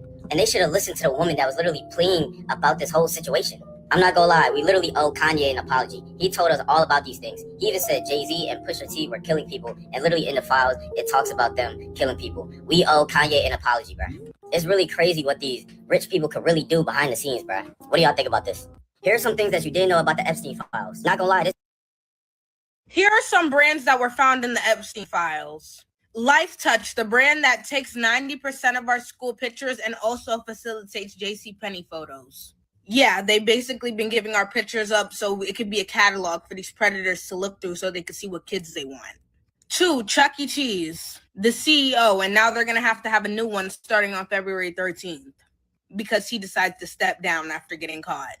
Wayfair was mentioned just short of 400 times in the files. So yes, y'all were completely right, and it was not a conspiracy theory when everyone was saying that Walmart and Wayfair are listing shoes and furniture at $100,000 price tags with the names of real children that were missing. It was not a conspiracy. They were really doing that. Victoria's Secret, Bath & Body Works, White Barn, and Pink. They're all owned by Les Wexner, and he is in the Epstein files. It's everyone.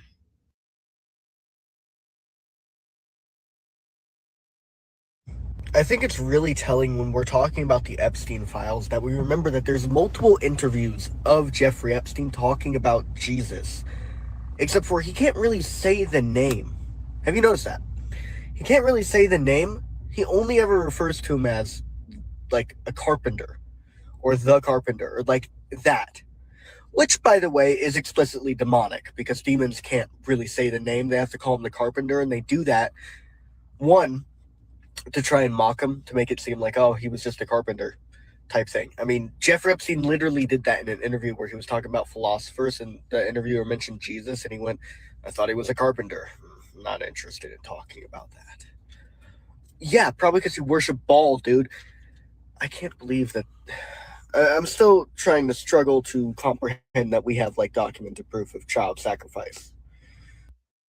The Epstein files. How you feel about the Epstein files? What, feel what? He done already did out to black people. Them white kids that been molested. What are the Epstein files? For the better part of a decade, people on all ends of the political spectrum have wanted to know what exactly happened with Jeffrey Epstein, a wealthy, well-connected financier who took his own life while awaiting trial on sex trafficking charges in 2019. The few facts that were public, a private jet, a private island, and powerful associates, gave way to the idea that something larger was going on. From there, the idea of so-called Epstein files, client lists, and other evidence that could explain everything took shape, which is why now, after promising to release those files during the 2024 presidential campaign, the Trump administration is facing backlash for saying there is no more evidence to share. But the truth is that outside of the Justice Department, no one really knows if those files even exist.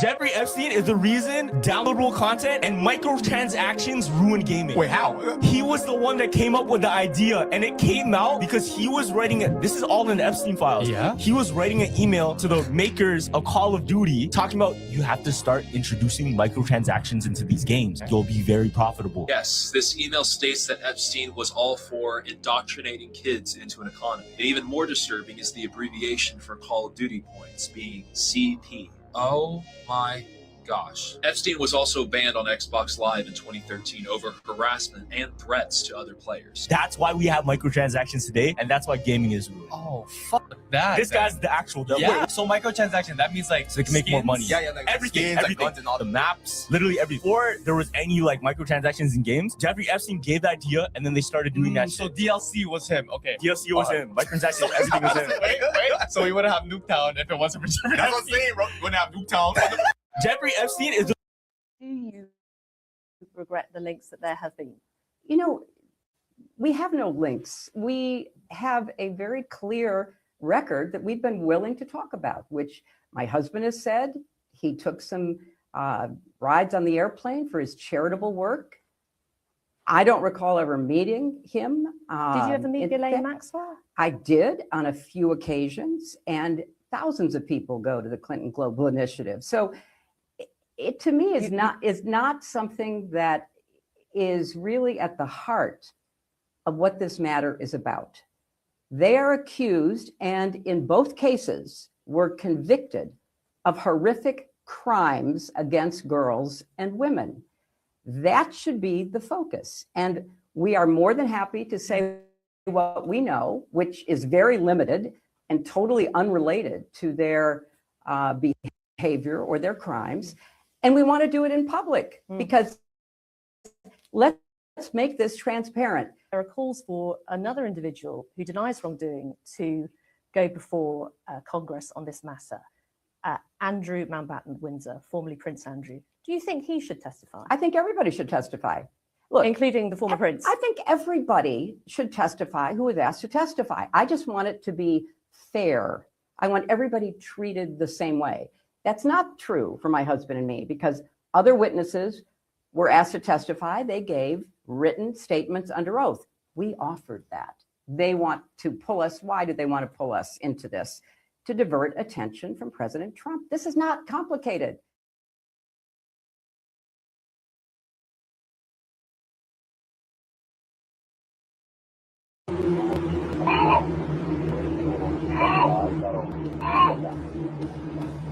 A huge batch of never-seen-before Epstein files were released last night, which include the likes of Michael Jackson, Chris Tucker, Bill Clinton, again, Mick Jagger, and many more. But here's the three main key takeaways. Firstly, the pictures. Bill Clinton definitely got the worst of this one, with shots of him everywhere, including looking far too comfortable in a hot tub and a swimming pool. We got not Prince Andrew lying across the laps of several redacted women, Chris Tucker, which, let's be honest, no one wanted to see him here, Michael Jackson with Bill Clinton and Diana Ross. But yet again, from the pictures, nothing groundbreaking, it's not showing anything illegal, and there are huge redactions. The second key takeaway is that this release actually failed to follow the law requiring the release of all the files. In fact, for example, every single one of the 119 grand jury testimony pages were redacted. We're talking entire pages here. However, in saying that, the Department of Justice have said that they will release more documents in the coming weeks. And the third and potentially biggest key takeaway from this is that we got confirmation last night that the FBI was warned about Epstein as far back as 1996. You see, one of the victims, Maria Farmer, submitted a complaint to law enforcement that Epstein stole pictures of her underage sisters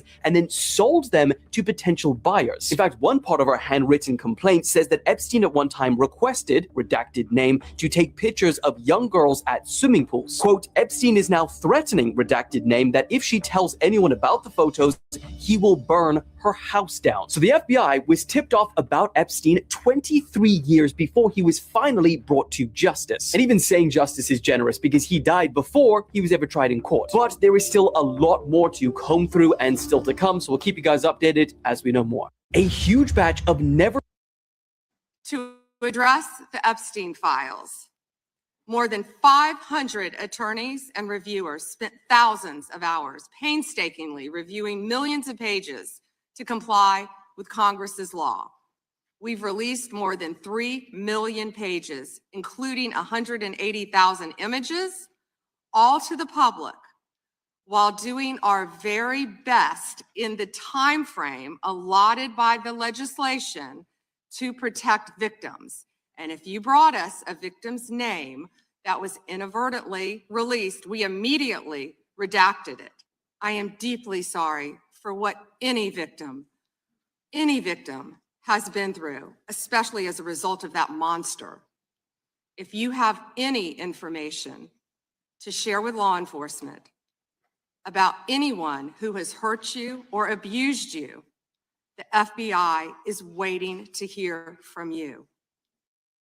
Now to the growing fallout from the release of the Epstein files. In a 6-page letter to Congress, Attorney General Pam Bondi declares that the DOJ has released all of the relevant documents. This comes as Britain's former Prince Andrew is facing more scrutiny. Here's ABC's investigative reporter, Olivia Rubin. Tonight, the Department of Justice telling Congress it has released all of its relevant records on notorious sex offender Jeffrey Epstein, but bipartisan lawmakers demanding more answers from Attorney General Pam Bondi. I don't have confidence in her. She hasn't got any sort of accountability there at the DOJ. This was a massive cover-up being led by the White House and the DOJ. In a letter to lawmakers obtained by ABC, the DOJ explaining its redactions, claiming nothing was withheld or redacted on the basis of embarrassment, reputational harm, or political sensitivity. The DOJ has already acknowledged it withheld 3 million pages of records from the public for various reasons, raising questions after the names of some victims were initially left exposed, while names of some powerful men were initially redacted. Bondi declaring last year the Epstein case was closed. This week, deflecting questions about any further investigations. I ask you, Attorney General Pam Bondi, why did you shut down this investigation last July, and why have you not prosecuted former Prince Andrew? I don't believe you asked Merrick Garland these questions when he was Attorney General. Republican Nancy Mace excoriating the department, writing, "The excuses provided for not releasing all the files will not hold up in a court of law. This isn't going away until people go to jail." Overseas, the consequences have been far-reaching, from France to Norway to the UK, where police are now assessing whether to investigate former Prince Andrew and searching the homes of former Ambassador Peter Mandelson over potential misconduct in public office. Prince Andrew has denied any wrongdoing, and Mandelson has expressed regret for his association with Epstein, but said he never witnessed any criminal activity. Back in the U.S., the files roiling Wall Street and Hollywood. But in Washington, D.C., President Trump standing by his Commerce Secretary, Howard Lutnick, who admitted he visited Epstein's island with his family years after Epstein pled guilty to sex crimes. Lutnick has never been accused of wrongdoing. Secretary Lutnick remains a very important member of President Trump's team, and the president fully supports the secretary. And Lindsay, Democrats on the Hill say they are pushing for more testimony from Lutnick, as now a high-profile deposition has already been scheduled for this week with billionaire Les Wexner, a former financial client of Epstein, who now says he didn't know of any wrongdoing. Lindsay. Olivia. Trump's name appears more times in the Epstein files than God's name appears in the book about God. Okay, by the way, this is the Trump Bible. Move over, King James. Trump's name also appears more times in the Epstein file than Harry Potter's name appears in the 7 books about Harry Potter. Trump's name appears more times in the Epstein files than God's name appears in the book about God. Okay, by the way, this is the Trump Bible. Move over, King James. So they literally sat on these Epstein documents for 5 years and then randomly dumped all 3.5 million pages in one single night. And the story they're trying to hide will shock you. So the DOJ released the biggest document dump in history. We're talking 3.5 million pages, 2,000 videos, and 180,000 images from the Jeffrey Epstein case. However, the names inside is blowing people's minds. Bill Clinton, Jeff Bezos, Elon Musk, Steve Bannon, and even Trump's new Federal Reserve pick, Kevin Warsh, all appear in these files. Yet, here's where it gets sketchy. Massive portions are redacted, like they're hiding something big. As a result, survivors and lawmakers are furious, demanding to know what's being covered up. Still, the deputy AG claims there's no client list and they didn't protect Trump. But then why did they briefly remove a spreadsheet mentioning him before putting it back online? From there, conspiracy theories are exploding across every platform. Go search Epstein files right now and just look at what they're saying. You won't believe what people are finding. So now, we went through the hearing as relates to the Clintons. I said, listen, we know that Donald Trump's name is mentioned more. And what is your message to President Trump in that case? Same thing. We're going to be on his ass. I mean, you know, it is so, I don't really know where we are in this country. Why are we even having this conversation? The United States is falling apart right now, partially because he's going out and randomly allowing for the killings of people in the middle of the street. But the other part of it is that we have a 34 count convicted felon, and there are people that are still shielding him from any type of accountability as it relates to a child sex trafficking ring. It is time to take the blinders off. Like, I don't understand why we are pretending like any of this is normal. And I think that that is the level of frustration that so many people are bringing, whether you're a Democrat, Republican, or independent, specifically to the Epstein file situation. Because right now we know that they were willing to try to throw the Clintons in prison for not showing up, yet they won't even allow us to bring other people into committee who we know are mentioned in these files and mentioned so much more. When we went through the hearing as relates to the Clintons, I said, listen, we know that Donald Trump's name is mentioned more. Bring him in too. Like, I'm not saying that this should be partisan. This should be whoever. I want to be clear about that. This, for the Democrats, this isn't partisanship. This is about right versus wrong. We went through the hearing. I investigated the Epstein files to understand how he made his money. He was just one hell of a salesman, a former colleague once said. Yet, no one has ever clearly identified the true source of his fortune. Jeffrey Epstein grew up in a working-class neighborhood in Coney Island. Gifted at maths, he became a teacher at a private school. A parent recommended him to a senior executive at Bear Stearns, securing him a role at the investment bank. During 5 years there, he started to cultivate the elite network that would define his life. One key relationship was with retail billionaire Les Wexner, founder of Victoria's Secret. Epstein embedded himself in Wexner's financial affairs, displacing existing advisors. He later siphoned off millions of dollars. Allegations have swirled around the nature of their relationship, all denied by Wexner. I examined a draft letter in which Epstein appeared to hint at shared secrets, writing that much had occurred that Wexner's wife did not know. You and I had gang stuff for over 15 years, he writes in one email. In the early 1990s, he met Ghislaine Maxwell and began abusing underage girls on an industrial scale. His homes were fitted with cameras, fueling suspicions of blackmail. One witness alleged the financier had always made sure an employee was present during his underage sex parties to report back to him on everything she had overheard the men say. Some have even questioned whether he had intelligence links with Russia. The files reveal fragments of truth, but many secrets, it seems, died with him. I investigated the Epstein files to understand how he made his money. Saturday night, the Department of Justice released this legally required list of all government officials and politically exposed persons in the Epstein files. Why was this asked for? And are you aware yet of any names being not on this list that should be on the list? Well, we're reviewing that list, of course, but let's be really clear. This is a massive cover-up being led by the White House and the DOJ.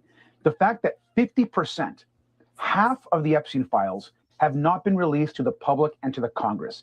And of those that have been released, the actual files that have been out in the public or that we've seen, they're overly redacted. Many of the survivors and victims, their names are actually appearing, so there's no protection for the survivors. Yet the names of billionaires, the names of folks that could be co-conspirators, that helped fund Jeffrey Epstein, that could have actually been involved in the terror and rape, as we know, abuse of women and children, some of those names continue to be redacted and protected.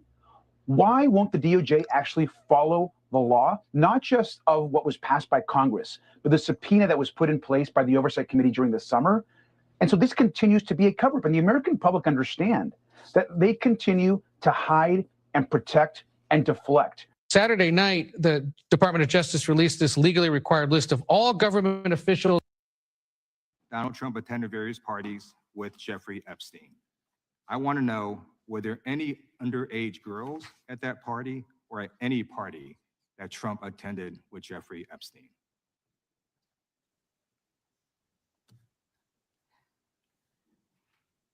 This is so ridiculous, and that they are trying to deflect from all the great things Donald Trump has done. There is no evidence that Donald Trump has committed a crime. Everyone knows that. Saturday night, Donald Trump attended various parties with Jeffrey Epstein. I want to know, were there any underage girls at that party or at any party that Trump attended with Jeffrey Epstein? Saturday night, Donald Trump attended various parties Governor, I want to ask you about the Epstein files because they have dominated the headlines lately. And I want to ask you about this because, among many other things, it does bring up some issues about trust in the American system. I think Americans are united in their disgust of what they have learned in these files. How do elites and institutions and the government rebuild Americans' trust in the system? I think these files are sickening. And with every new piece of information that comes out, it's even more grotesque and offensive.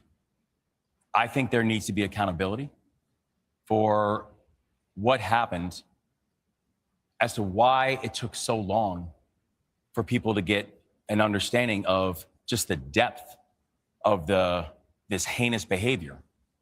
And frankly, I think there needs to be accountability. I think part of the reason, if I think there needs to be accountability for anybody who was in those files, and I do not care.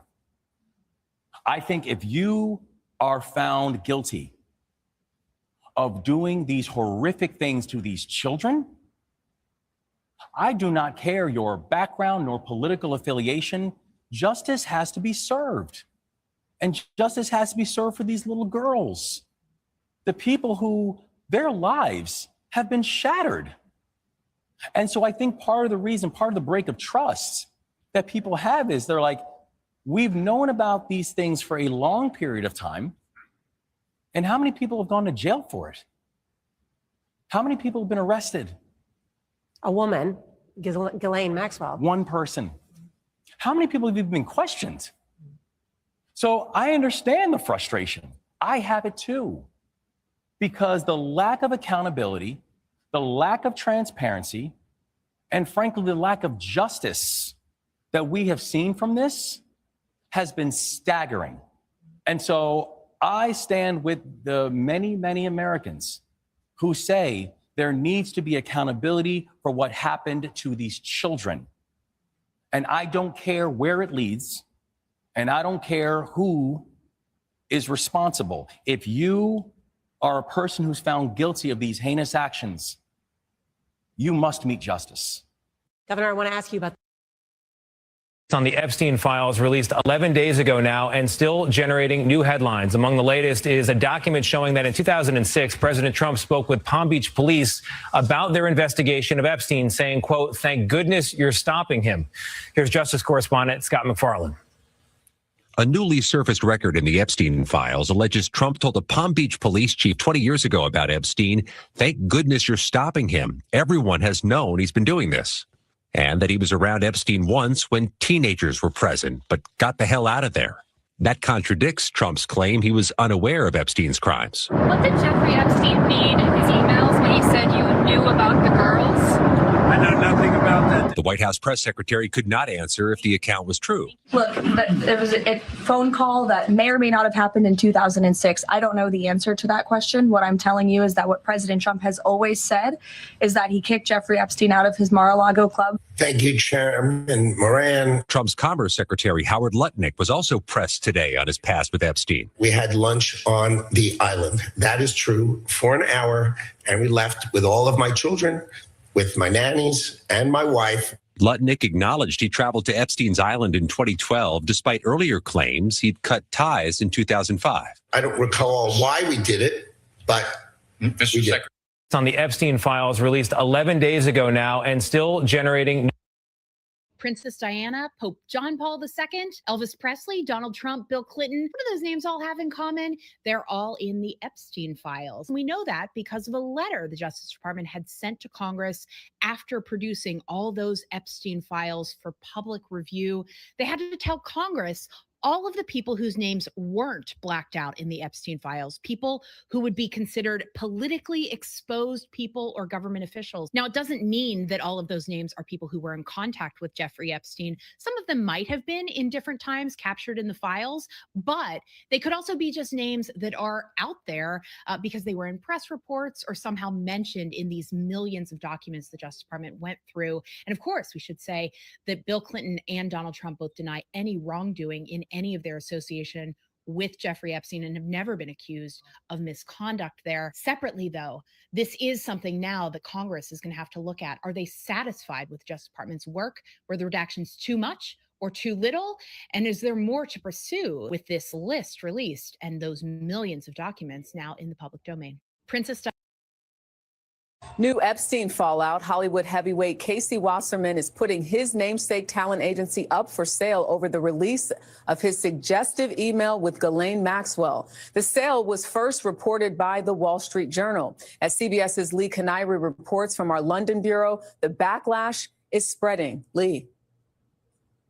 Jerika, in the past few days, revelations from the release of the Epstein files have nearly brought down a prime minister, implicated royals, and launched investigators around the world into action. Jeffrey Epstein. Aferze Epsteina. An international domino effect as millions of documents reveal Epstein's global connections. Investigations are now underway in at least 10 countries. From Europe, where the former prime minister of Norway has been charged with gross corruption, to the Gulf, where the CEO of one of the globe's largest companies, DP World, has stepped down. Sultan Ahmed bin Sulayem's relationship with Epstein is displayed in photos and hundreds of emails, including one that referenced a torture video. Mr. Speaker. And in the UK, pressure on the Prime Minister. And on Monday, I promised my party and my country there would be change. Two party members forced to step down in the wake of Epstein's emails. And Andrew Mountbatten Windsor faces new calls to be investigated for possible corruption. The documents show Epstein was an international man of money connected to a global elite. Juliet Bryant says she was in Cape Town when she met Epstein surrounded by power. I went out one night and a girl approached me and said she was here at the King of America and he was here with Bill Clinton and Kevin Spacey and Chris Tucker. Bryant did not accuse the other men of wrongdoing. They left that day, but his office started phoning and arranging me a visa and tickets. She was 20 years old and said Epstein flew her to New York, then got her to a private jet. As the airplane took off, he started touching me forcibly in between my legs and I freaked out. I realized this is not a modeling opportunity. I've been kidnapped. And then they whisked me away to the island and then I was stuck there. Bryant was at Epstein's homes for 2 years and recently secured damages from his estate. In the last few weeks, Juliet, we've seen people like royals, prime ministers, people in positions of power face real consequences. How do you feel about that? Well, I think it's amazing that they're all being exposed, but I just would like to see them all held accountable. Outside of the United States, these investigations range from human trafficking to corruption and, Jerika, even espionage. Lee Canary in London, thank you. New Epstein fallout. The Epstein files name some of the most powerful billionaires on Earth. Here's how they made their money and how they're related to Epstein. Bill Gates is worth $124 billion, making him one of the richest people alive. He co-founded Microsoft and later launched the Gates Foundation. In the latest files released in January, in email drafts, Epstein refers to Gates' illicit trysts and the antibiotic drugs he got for Gates to give to his ex-wife Melinda surreptitiously for an alleged STD. Les Wexner, worth $8.8 billion, founded Bath & Body Works and acquired Victoria's Secret. He seeded Epstein's vast wealth, hiring him as his money manager and giving him power of attorney over his finances for 16 years. Public records indicate Wexner was actually the first owner of Epstein's notorious $77 million Manhattan mansion, and he transferred it to Epstein for just $0. Leon Black, worth $13.3 billion, co-founded Apollo Global Management, a giant private equity firm. Black paid Epstein $158 million for financial advice in the years after Epstein's 2008 conviction. Forbes estimates Donald Trump is worth $6.2 billion.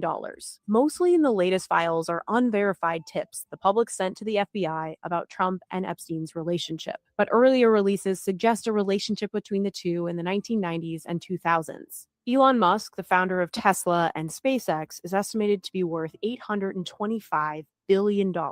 making him the richest man alive. He sent an email to Epstein in 2012 asking which day/night will be the wildest party on the island. Peter Thiel, worth $26.3 billion, co-founded PayPal. Emails show Epstein inviting Thiel to his private island. Mortimer Zuckerman, the billionaire owner of U.S. News and World Report, emailed Epstein about financial planning. Multiple people in the files say Sergey Brin, co-founder of Google, visited Epstein's island. He emailed with Ghislaine Maxwell as far back as 2003. Ariane de Rothschild, the billionaire owner of a Swiss bank, emailed with Epstein for years, setting up meetings and calls. Epstein introduced women to Steve Tisch, the billionaire owner of the New York Giants. Richard Branson, worth $2.8 billion, founded the Virgin Group. His name has appeared hundreds of times in the Epstein files, sending emails and setting up trips. Howard Lutnick, Trump's U.S. Secretary of Commerce, worth $3.3 billion, also exchanged many emails with Epstein. Combined, these people are worth $1.27 trillion. That's the scale of power now tied to the Epstein files. If you want to learn more about the latest Epstein release, visit businessinsider.com.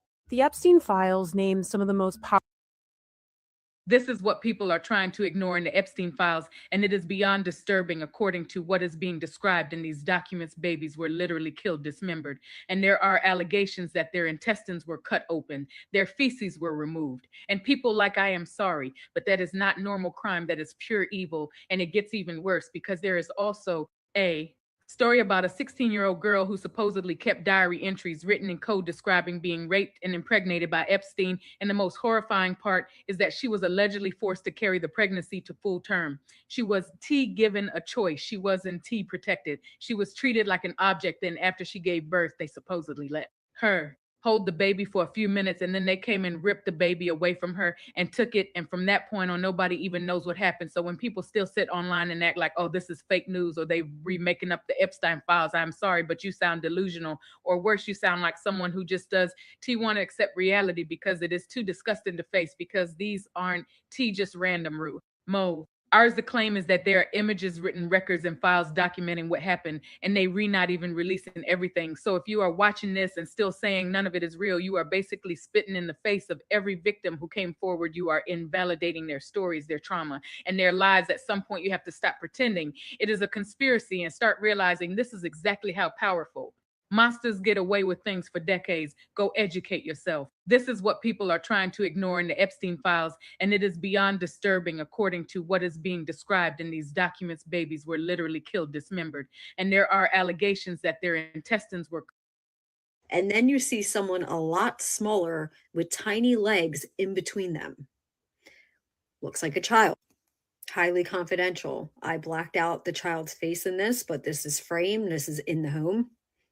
This last one, that file number is in the bottom right corner. This is a child.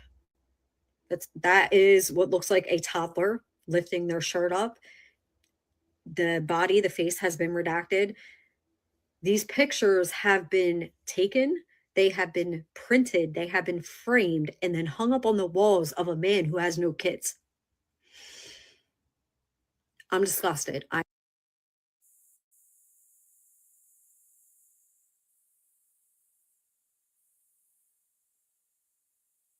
In 1998, an American man bought a private island for $8 million.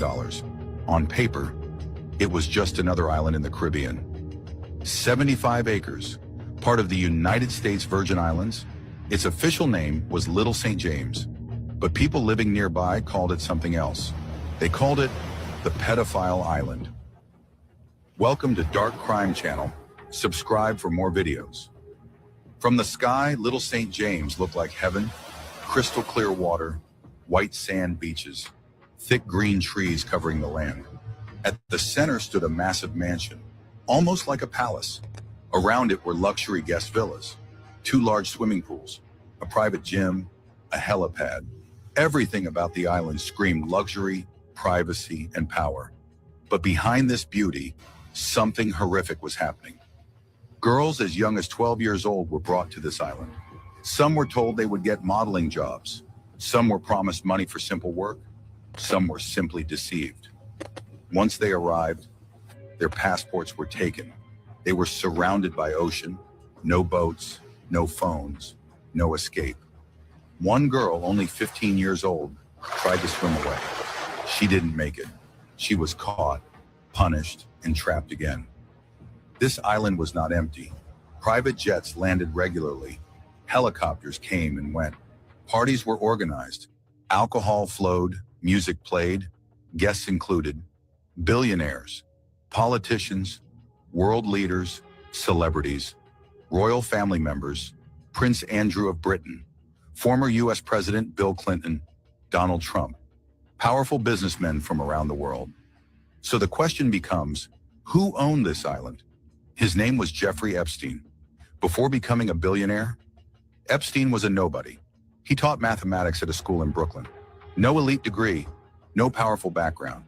Then suddenly, he entered the world of ultra-rich finance. He became a financial advisor to billionaires. Within years, his net worth crossed $600 million. In 1998, an American man bought a private... Finally, this was it. The Epstein files in their entirety. We are producing more than 3 million pages, 2,000 videos, 180,000 images. The fullest picture we have of the disgraced pedophile and sex trafficker. That picture's up on the wall. The dozens of victims and the scale of his high-profile network. They've been trying to stop Andrew from being a distraction, and now this has happened. 3 images appearing to show him on all fours over a woman. From former royals to celebrities to politicians, these files continue to cause aftershocks around the world. None of us knew the depth and the darkness of that relationship. The Prince of Darkness is gone. It's potentially the biggest political scandal of this century. Most importantly, the survivors who have fought for years to bring these documents to life. It is shocking, the damage that this Department of Justice has done with the way that they have released survivors' personal information.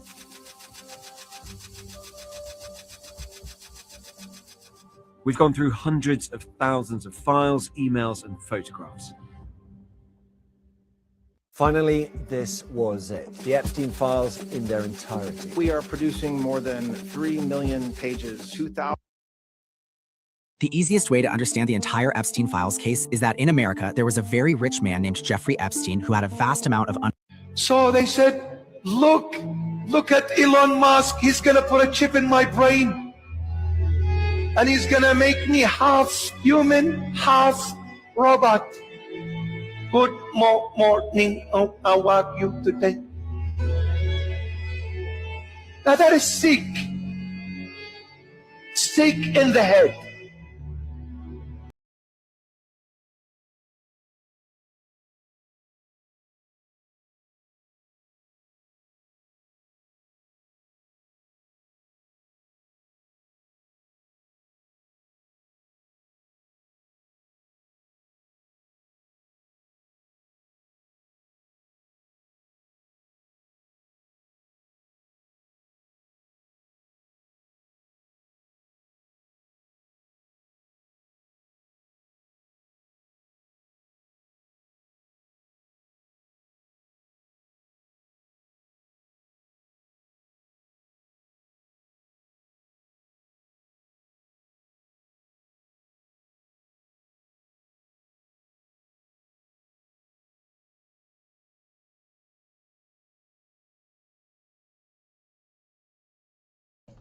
And we about to end it, but I want y'all to see. I want y'all to hear this.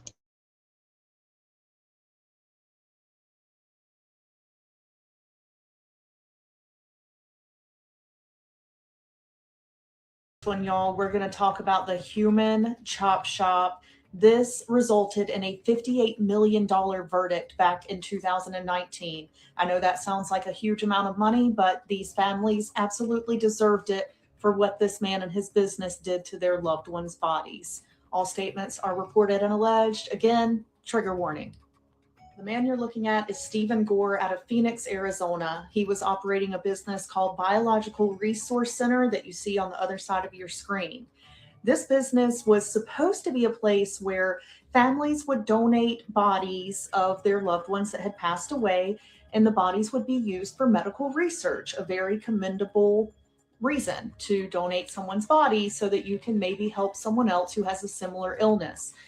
Well, that's not what they were using the bodies for. Instead, this business knew that they were collecting these bodies to use in military testing, such as crashes and explosions. And even worse than that, when the FBI did their investigation and searched this place, they were taking people's body parts and reconstructing them back into like Frankensteins with just mix and match parts. Just disgusting.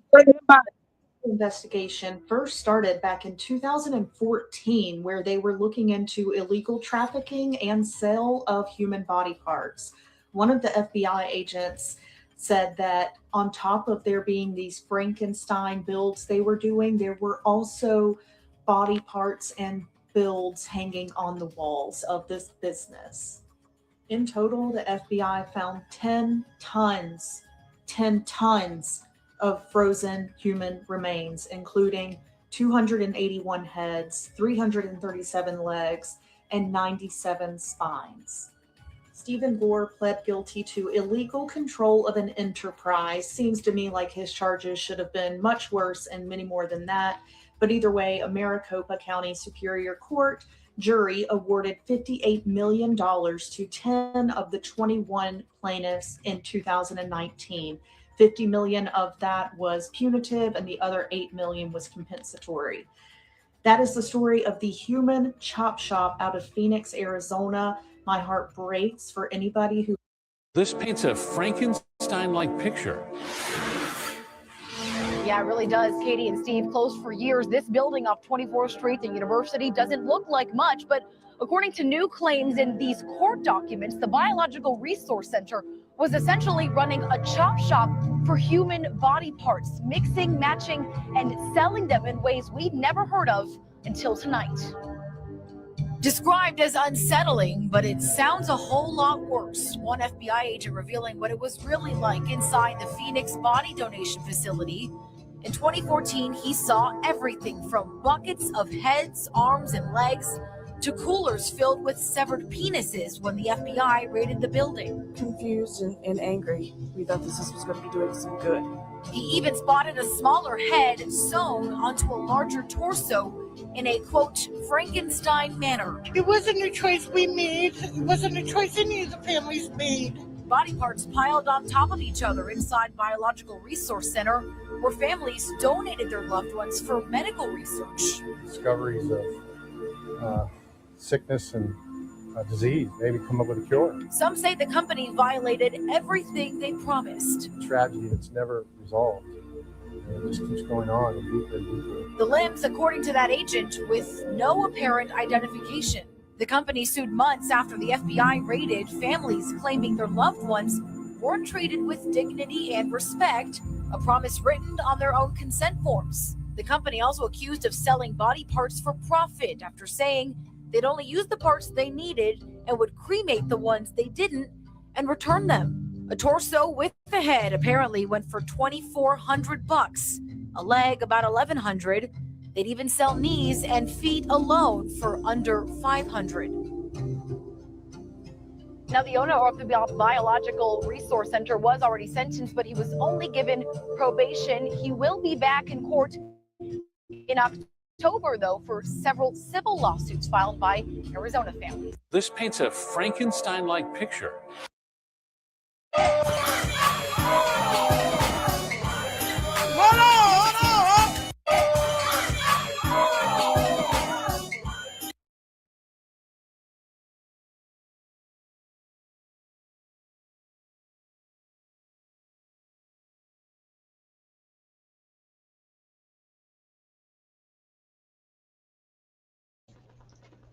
Yeah, there you go. We're dealing with a whole bunch of stuff. It's a lot of stuff going on. It's a lot of stuff. I sent you a whole bunch of other stuff to your inbox. Okay. There's a lot going on. Yeah, it's so much information.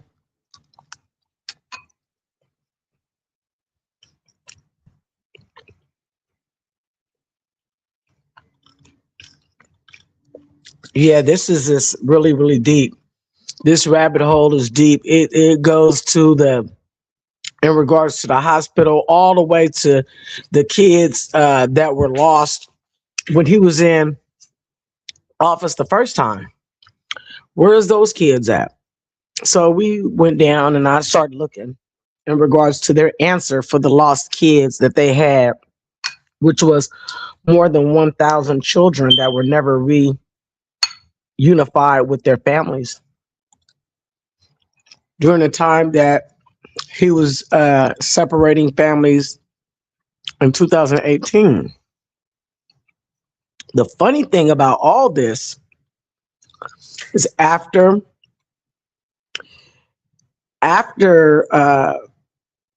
this happened, right?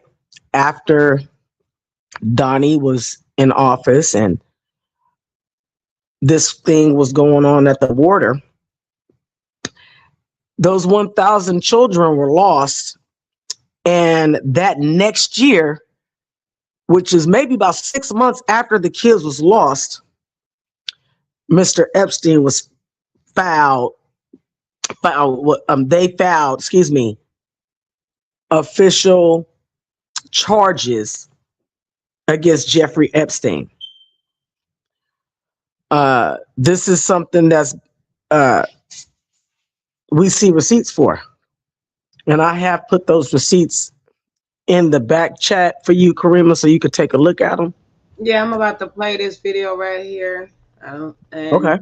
The words I ain't gonna be able to show because they're small. They're not gonna be able to see them. But I'm gonna play this video. Okay. And then I want to play the other one that's over there where the victims are speaking. Okay. Well, I sent you a picture, information about Lisa Phillips. I'm playing. She was one. Yeah. I'm playing her right now. Okay. Thank you. Thank you. Let's get into it.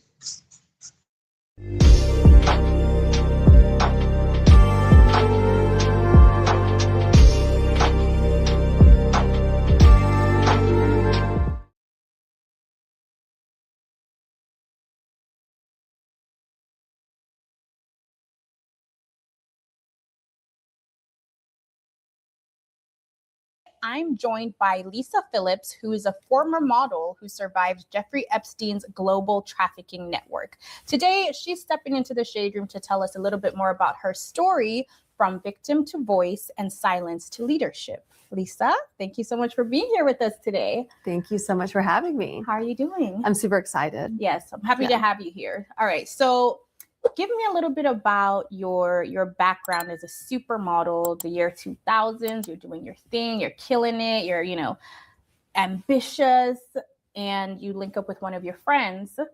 So like you said, I was a model in New York and I was living my dream. It's what I had always wanted to do since I was like 13 or 14 years old. The 90s was that time when everyone wanted to be a model.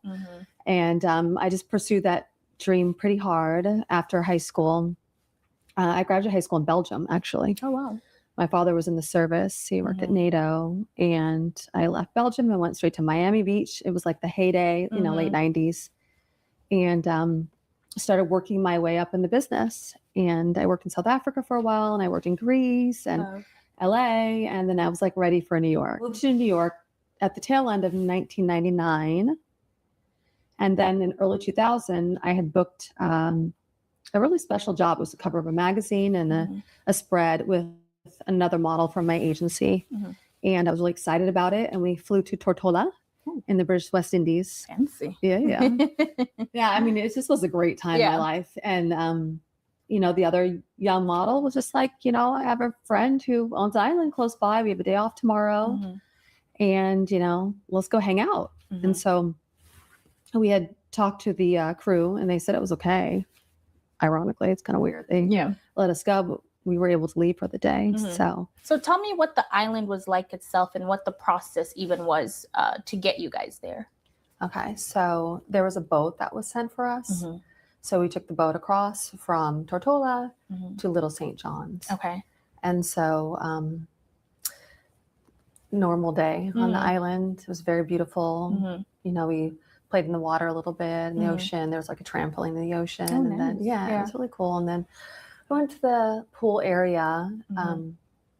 and there was like an older man there with some younger girls. Mhm. I noticed they were all blonde. Mhm. And the girl who brought me also was blonde. And we just, hung out and had a good time. Then we went to dinner, Mhm. and we all sat at a table and we had some really delicious food and enjoyed the evening. And that was the moment where I met Jeffrey Epstein. Mhm. So at this point, nothing seemed suspicious. It was just like, we're girls living our best lives. How Yeah. cool. So at what point did that setting change for you? Well, I mean, with older men and younger girls, Yeah. this is something you see a lot in the modeling industry. It was Mhm. prevalent back then. So, I mean, it's always like, it's kind of odd, but I didn't think anything of it. Mhm. I certainly didn't think I was in any danger or anything. I was just enjoying the time away from, work. Mhm. And so everything was fine the entire day up until the evening time. And then I went into like the quarters area where we Mhm. were going to stay that night because they couldn't send us back to the other island until the morning. Okay.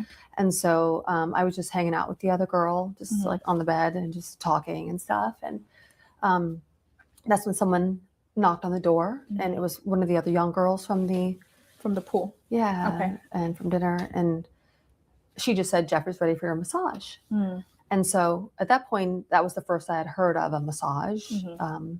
I didn't know anything about this man that I met, Mhm. except for that he was very charming and very nice. And Mhm. he paid a lot of attention to me at dinner and asked me a lot of questions. Mhm. And What kind of questions did he ask you? well, he was really good at getting kind of into my psyche, like where are you from, and what's your family life like, and what's your relationship with your father, your siblings, and what are your dreams and aspirations, and all these questions that most men don't ask you. Yeah. So most men talk about themselves most of the Yeah. time, but this one was like honed in on like, who are you? Like, I Right. want to know more about you, and you're so interesting. And So you're feeling special. yeah, it was Yeah. super. Yeah, special to have this, older, interesting, Mhm. definitely smart, man, interested. But it was more like a mentor kind of thing. Okay. It wasn't like a playboy or, Mm. those type of vibes. Mhm. And as a child, I had grown up in Oxford, England, Right. and he found that really interesting. Okay. And then, I just felt really comfortable with him. I didn't really think that much of it. Mhm. So now we're in the bedroom, and She I was comes told for that I the have to do massage. this massage. Mhm. And I said to the other girl, like, what's going on? And she was like, oh, well, Jeffrey kind of likes these massages. You just have to do it. And I just, I went back and forth with her a little bit on that, but Mhm. I ended up, just agreeing and just going with her. And I left that room and walked over to his room. Okay. And we opened the door, we walked in, and he was naked on a massage table Mm.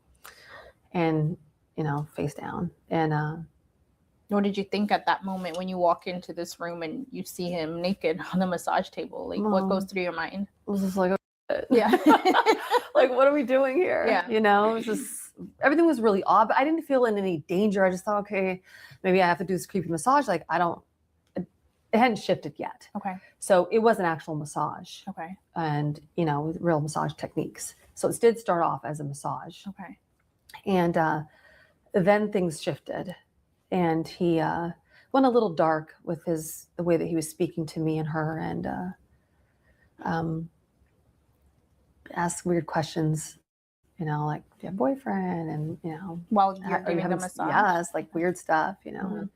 And I was in my early 20s. I wasn't a teenager, Mhm. but I was in my early 20s, off the plane from Belgium. Like, I wasn't really aware of these types of things. Yeah. But I mean, long story short, he abused me and the other girl that evening.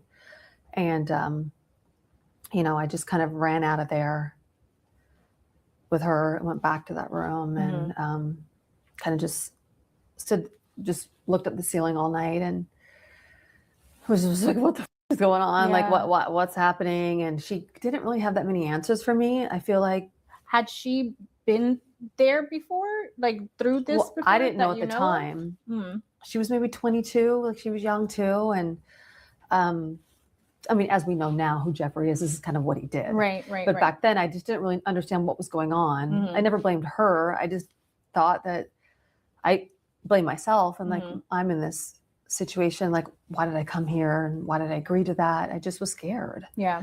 And, and I didn't really have anyone to protect me. And so it was just odd. It was an odd situation. When you say like abused, like, do you feel comfortable? Like what was that exactly? Was it more mental? Was it physical? Was it sexual? Rules, physical and sexual. Okay. Abuse. Jeffrey had a way of abusing girls. It was a massage that turned into abuse, and he liked to use objects and things. A lot of people aren't aware that these serial predators obviously aren't having sex with hundreds of girls, Right. and they have to protect themselves as well. So it's not always penetrative things. So it's other things that they'll do. And are you aware of Larry Nassar, the medical doctor for the gymnast? Right. The gymnast, yeah. Very eerily, because I have a podcast as well, I was interviewing others. Like, it's a very similar type of abuse with objects and fingers, and I think it's called digital rape. Okay. That's the way he abused most of his victims. Oh my goodness. Both cases, both these men were very similar in that way. So when it comes to serial predators, it's a control thing, and they get off on that whole thing of seeing the fear in your eyes. Yeah. So to explain that, it's not always just what you think of a rape. So there was someone who testified in his case that Ghislaine taught them how to do the massage. Did you encounter her at any point? She wasn't on the island. I met her later on,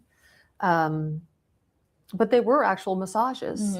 I mean, he really did like to have massages. And there were real masseuses there.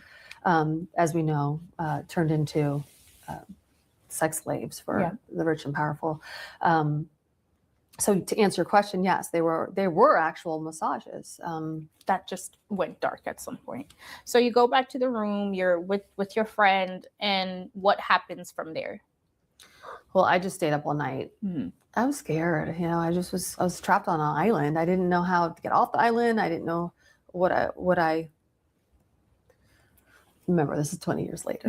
I was just scared, and I just waited until the boat arrived in the morning, and we ran quickly and got on the boat, and we left. So you didn't even see them at all after that? Never saw him again on that island. Did you see your friend ever again? Oh, she went with me. Okay. Yeah, back to the photo shoot. Okay. Finished up the photo shoot for a couple more days.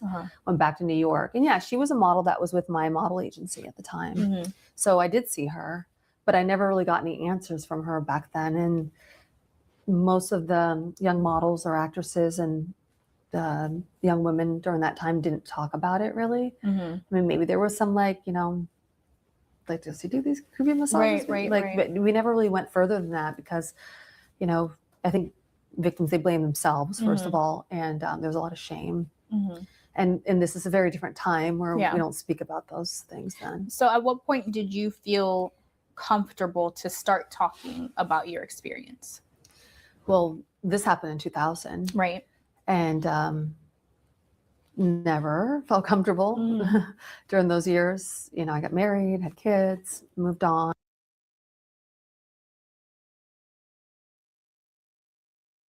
Yo, I just typed that in and it made the whole...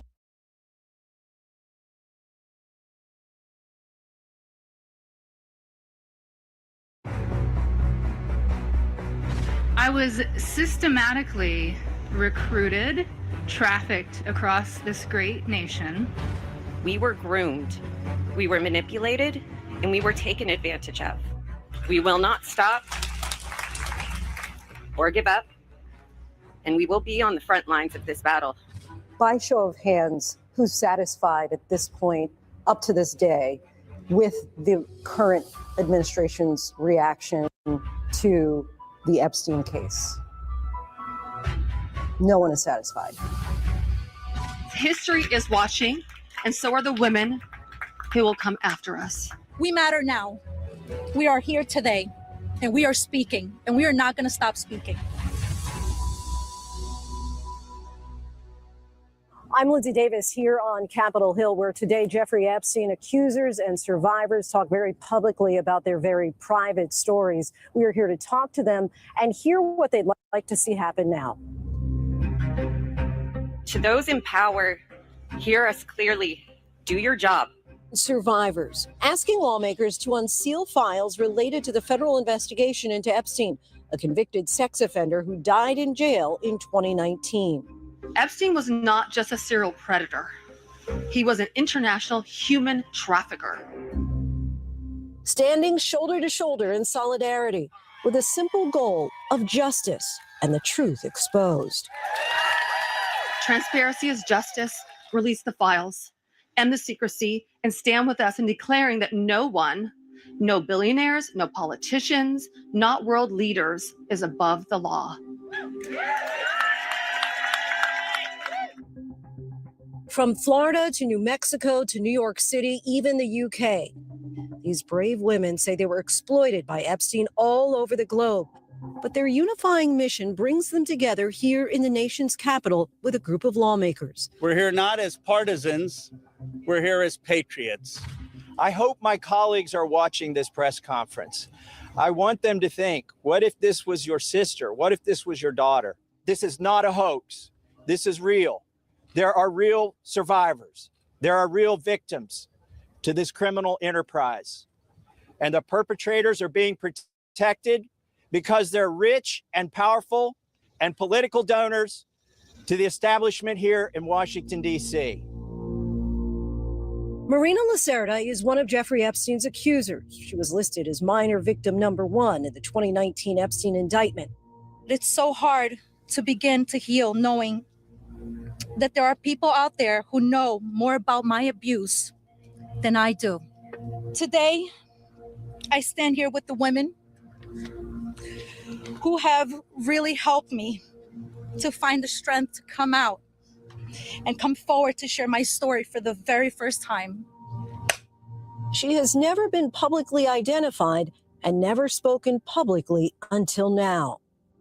Let's go back, and forgive me because I'm going to try to ask you some of these things from the past that you may not remember. But let's just start with your childhood. I know you were born in Brazil, then you moved to Astoria. Yes. And what was your upbringing like? In Brazil, it was great. I really had a great experience from 1 until 8. I came to New York when I was 9 years old. My mother came before me. I stayed in Brazil for a year or so. I later on came. But when I came, my mother had met my stepfather at the time. And I would say, I don't know, 2-3 months after that, I started to get sexually abused by my stepfather.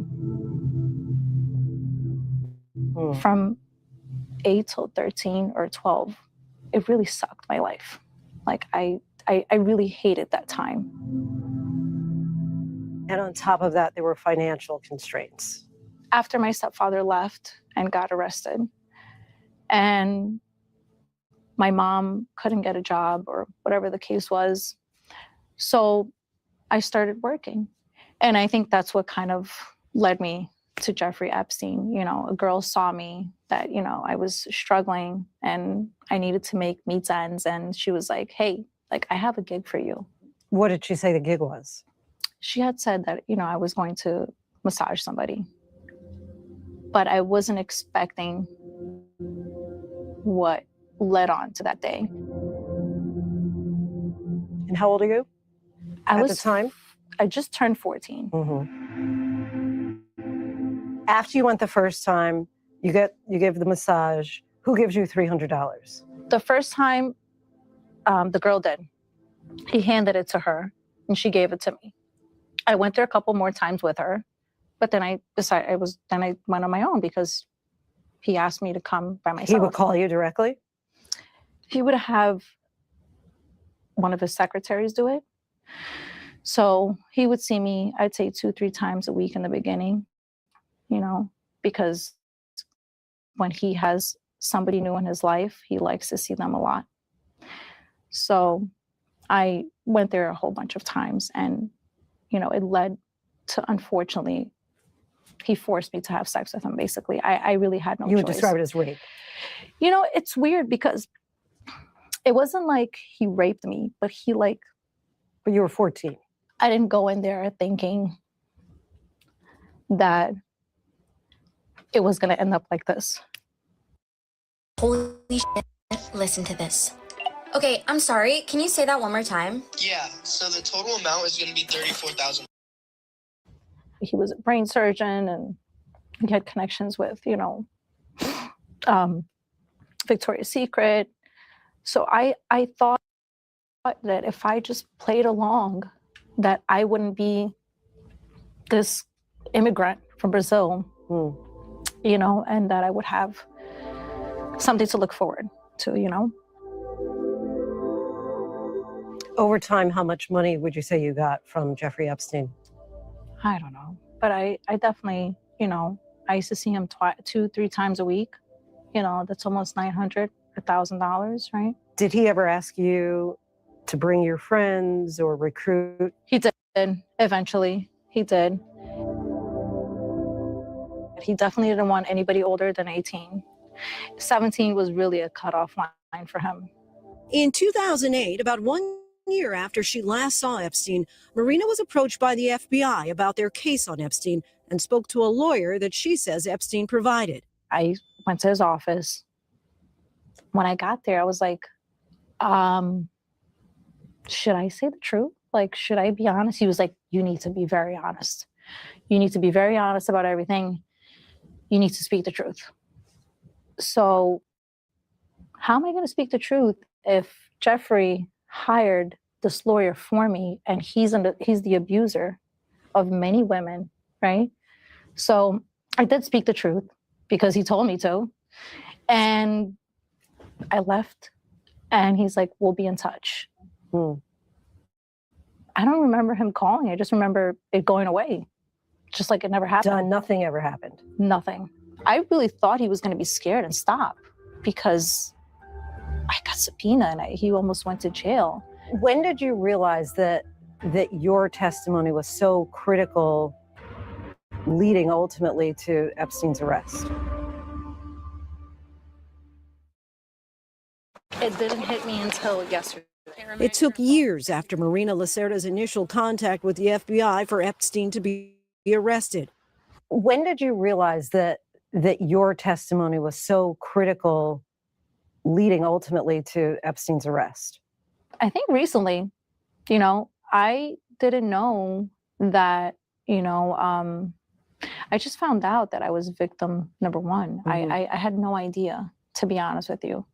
You know, a lot of the things I think that were supposed to be protected, you know, in 2007, 2008, it didn't happen with the FBI. So I think my name just got thrown around everywhere and I didn't know that.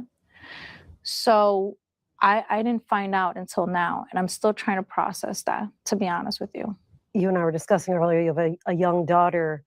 Have you shared any of your story with her? I had to tell her because I'm out here speaking.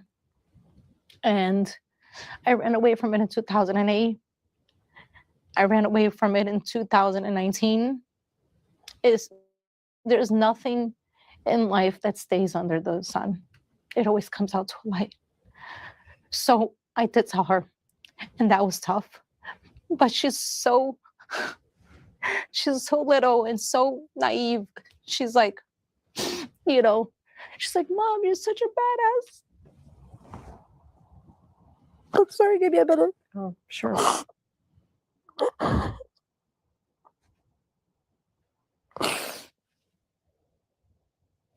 Do you think that the Epstein files should be released to the public? Absolutely. Absolutely. I think we are all done. In 2019, Epstein was charged with trafficking and abusing underage girls. Those girls, now women, are coming forward and sharing their stories. Jonalisa Jones, Shantae Davies, Courtney Wild, Anushka DeGiorgio, Lisa Phillips, Haley Robson, Marina Lacerda. If you all each had one word or a sentence, how would you describe Jeffrey Epstein? A master manipulator. A charismatic monster. It's hard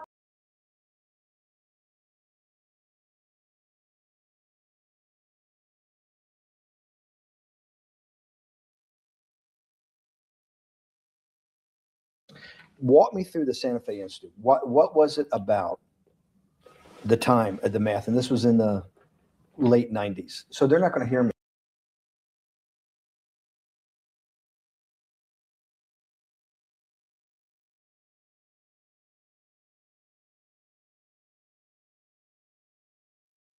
Hey, thank you guys for tuning in. Thank you guys for tuning in. Thank you guys for tuning in.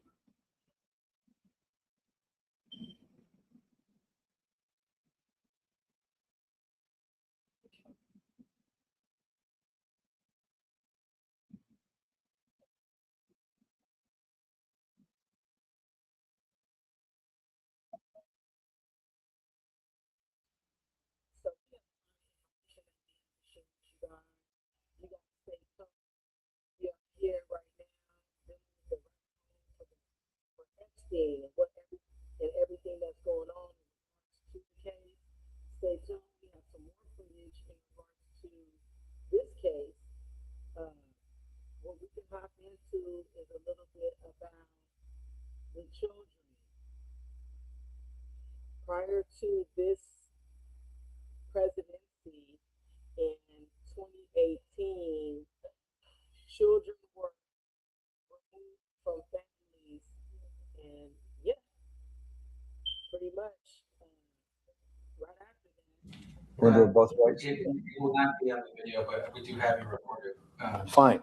Remember, when you're answering on these questions, I'm not in the shot, and they're never going to hear my voice. So a little bit, you got to repeat in your answer, you got to repeat what my question was. Oh, a little bit. Okay. Santa Fe Institute. Why, when you're at the top of your game on Wall Street, do you decide to finance, which was at the time, or endow, or become the donor or sponsor, however you want to say it, for what was considered the most cutting edge group of mathematicians in the world? Action. So Santa Fe Institute in the late 80s, early 90s, I was interested, I was on the board of Rockefeller. So that starts, Rockefeller University, formed by John D. Rockefeller to sort of give back to the community. It's east side of Manhattan, except it was old. It was sort of old fashioned. They were talking about medicine, and medicine by itself was again subject to the ideas of science. They were trying to use science to find cures for disease. And I said, no, we need to do something different. We need to start interdisciplinary work. In most, how did a schmuck like you get on the board of Rockefeller? What year was that? I don't remember. Late, I think 89 and 91. So that's one of the most prestigious research places in the world, correct? Yes. Okay. How did a guy like you get on the board of a blue blood, internationally known, hard research, Nobel Prize winners all over the place? How do they pick a guy like you, a trader from, or basically some guy from Bear Stearns? Good question. So I was asked to be on the board of Rockefeller, and I think I was on the board of Rockefeller. There was a money manager who said Rockefeller needs someone with financial expertise because the university is growing and there's lots of new things. You have to, again, we go back to the original discussion the last time. Up until the mid 80s or sort of mid 70s, the most important thing was your name. If you were Rockefeller, you already were considered to be brilliant. If you were head of General Motors, it was your reputation. It was who you knew, who your family was, what was your character. And then in the mid 70s, basically, if you remember, you probably had a calculator. It was very advanced in those days to have a Texas Instrument calculator where it could, by putting in the numbers, it would multiply for you to do square roots. And that was the first, and everyone who had a calculator was already advanced on Wall Street. A simple almost like your accountant. The most important parts of business were really now going to calculations. So it's not only mathematics, but it's things that could be calculated. Reputation couldn't be calculated. I could give you, are you a 10 on a reputation scale, an 8? What does it mean to have a measurement of your reputation? We'll get to that later. But places like Rockefeller needed someone to say, look, we're entering a different world where numbers and the numbers of companies, Portfolio management was going to be balanced. It was going to be statistical. Jeffrey, could you come on the board? Potentially sit on the finance committee, Nancy Kissinger and a bunch of other people. And David Rockefeller and I got along very well.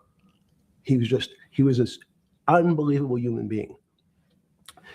Respectful to everyone. He introduced his driver as his colleague, not his driver. He would never say, this is my driver. He said, it's my colleague. And David started to explain to me world politics. So David would say, Jeffrey, money is going to be sort of the most important things. People don't understand money. You seem to have this knack for money. I said to David, tell me about your life. What was the worst and the best part of your life? So David said, when I grew up, everyone knew I was a Rockefeller. They didn't know that my father told me he would not leave me a dime. No money. But every time we went out to eat, me and my 5 friends at school, they would leave me the bill. They would expect me to pick up the check because I was a Rockefeller. And he said, I was chairman of Chase Bank. And he said, I remember like it was yesterday, one of the headlines in Time magazine said, David, please fire yourself. So he thought that there was a world that existed that would be a combination of both politics and business and leadership. What do I mean? He formed something called the Trilateral Commission. The Trilateral Commission is some spooky stuff. People said it was some of the people that, the Illuminati, there's some mystery about it, people that ran the world. It was politicians, but David said most countries, the politicians get elected for 4 years or 8 years, separate from the royal families in England or in the Middle East. Someone's there for 4 years and then they're not there anymore. The most important people to have stability and consistency would be businessmen. So he formed this Trilateral Commission of businessmen and politicians from 3 major continents. So it was the North Americans, the Europeans, and the Asians. So he said to me, would you like to be on the Trilateral Commission? Now, I was 30 years old, 32 years old. I said, great. And he said, well, you have to fill out this application so they have your bio. And I looked at the list of people, and it was Bill Clinton, former president of the United States,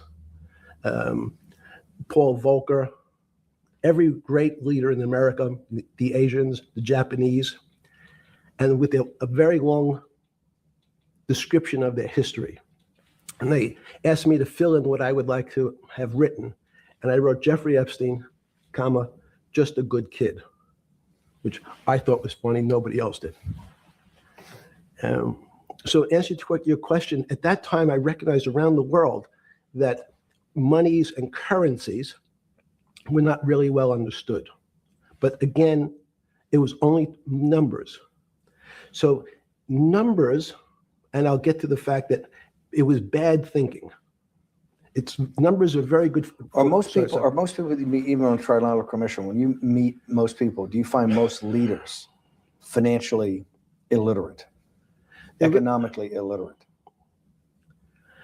Most political leaders don't come out of a background of finance. Most political leaders come out of a background of being popular.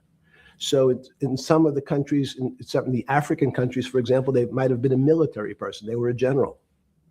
In some of the African countries, they might have been a disc jockey. Or in our country, they would have been an actor.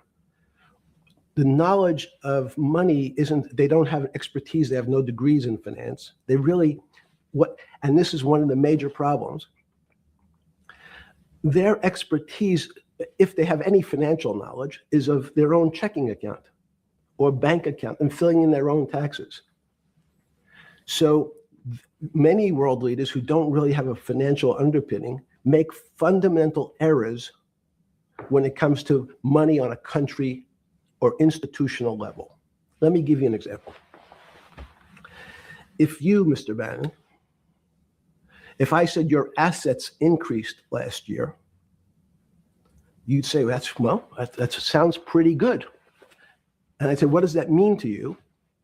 He'd say, well, I have more money. I guess I'm wealthier. I'd say, yes. And if your debt increased, would you feel wealthier or poorer? You'd say, well, I don't want to have increased debt. I don't like the idea of that sound, increased debt. Now, that and world leaders understand when their assets go up, they feel better. However, institutions like banks, things that people don't really understand are financial underpinnings of banks. When I say your bank, Mr. Bannon, you have the Bannon Bank, you doubled your assets. Sounds good, but what does it really mean? It means people owe you more money.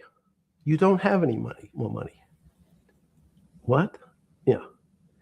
A bank's assets are how much it is owed by other people. That's crazy. So if the bank goes from $2 billion of assets to $10 billion, it means people owe it an additional $8 billion, but their assets have gone up. So the terminology of assets and liabilities is different for banks. It's not natural. And what most people, and you ask questions about world leaders, there's many people, I think your old boss Mercer understood, there's a fundamental part of money, which is called fractionalized banking. And fractionalized banking is something that finance people understand, and the people on the street, and when I say people on the street, that's where I was when I started on Wall Street, would find it impossible to believe. Impossible. Why? Bannon Bank, I give you $1, just one single dollar. In our system of banking, I would say, okay, Steve, I gave you $1. How much can you lend out to your friends? And your natural reaction would be probably something less than $1 because I want to keep something in my pocket. The way our system works is if you as a bank are holding my dollar, you can lend out an additional $8 or $9. No, it's impossible. I only have $1, Jeffrey. We have something called fractionalized reserves, which is if you have 1, you can lend out 9. That's the way our system works. And so not only do world leaders not understand banking, but the man on the street, my father who worked in the park department, it would be beyond his imagination that people could lend out more money than they actually had in their pocket. Next question. Well, how did this, in understanding that, when you get on something like the Trilateral Commission, you're on the board at Rockefeller, which is the most advanced research. You get brought into the Trilateral, which is the elite of the elite. How, since you're only at that time 30-something years old, 8 years from teaching at Dalton, right? You're a Dalton. 10 years. 10 years teaching at Dalton. Yes. Walk us through. I mean, put us in the room. Walk me through exactly what it felt like. What it felt like being on the board at Rockefeller. We got these Nobel laureates, and you're sitting there making decisions, and you start to meet these people at Rockefeller. And you start to meet these people at the Trilateral Commission. What did it feel like? It's a great question. So what did it feel like? I'm in the business of asking. Yeah. What did it feel like meeting some of these people like Kissinger or Rockefeller? And those are two extraordinary people. But in general, I think the question, the people on Wall Street, I tell the story, the first day, one of the first days when I was in Wall Street, someone said to me, would you like to buy ATV? And I was looking in the brochure and I couldn't figure out what stock had a symbol of ATV. And when I finally said, well, I can't find it. And they said, what's the matter with you? Do you want to buy ATV? Which is, he was selling hot televisions, stolen televisions from the floor of the American Stock Exchange, referred to in common parlance as the televisions fell off the truck. So I knew what that phrase meant from Coney Island. But what I found was most people, be it in business, in normal life, or in the world leaders, don't really understand money. It is something they think about. They have a sense of what it is. They certainly want more of it. But they also make statements like, we want more money, but we don't want more debt, which just shows a misunderstanding of what money at its core really is. So most people don't, they want to make it, they want to save it, but to understand it intimately is not a normal characteristic. At the first trilateral.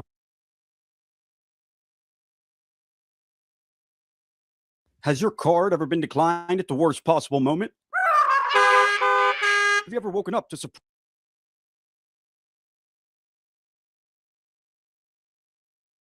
Or something? Yeah, good. Just give me approximate. You joined the Trilateral I Commission. think it might be. And we'll be able to show we'll pull down the chart of where your name was, but just give me roughly when it was. I think it could be 90. I don't remember. Okay. Let's say early 90s. Yes. When you got on the Trilateral Commission and had the first, do you remember where the first meeting was? It was in Tokyo. In Tokyo. And at what hotel? I would like to say the Hilton, but it's probably not. And it's a 3-day, 4-day? Give me some 3-day event. And walk me through the whole thing. Speeches. It starts with a dinner. Just walk me through it. It was boring. You couldn't possibly think it was boring. It's bullshit. It was boring. You had to be stars in your eyes. No. Did you fly over privately? Yes, but it wasn't my plane. So it didn't count? No. You fly over. Yes. And it was who were the first, like when you first met those leaders, you had to be wowed. No. You're 10 years out of Coney Island. No, I'm not wowed by people of position. I'm wowed by people of great ideas. And I don't care if it's the bus driver. I don't care if it's the student I had who has teeth coming out. Well, these guys have to have great ideas. They're the leaders of the 3 great continents of the world: North America, Europe, and Japan.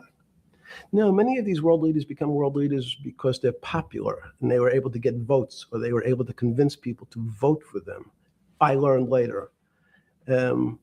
Many of them were just good at what they did in terms of politics. Remember, world leaders are politicians in general. They're not scientists, they're not intellectuals, they're not great thinkers, they're great politicians.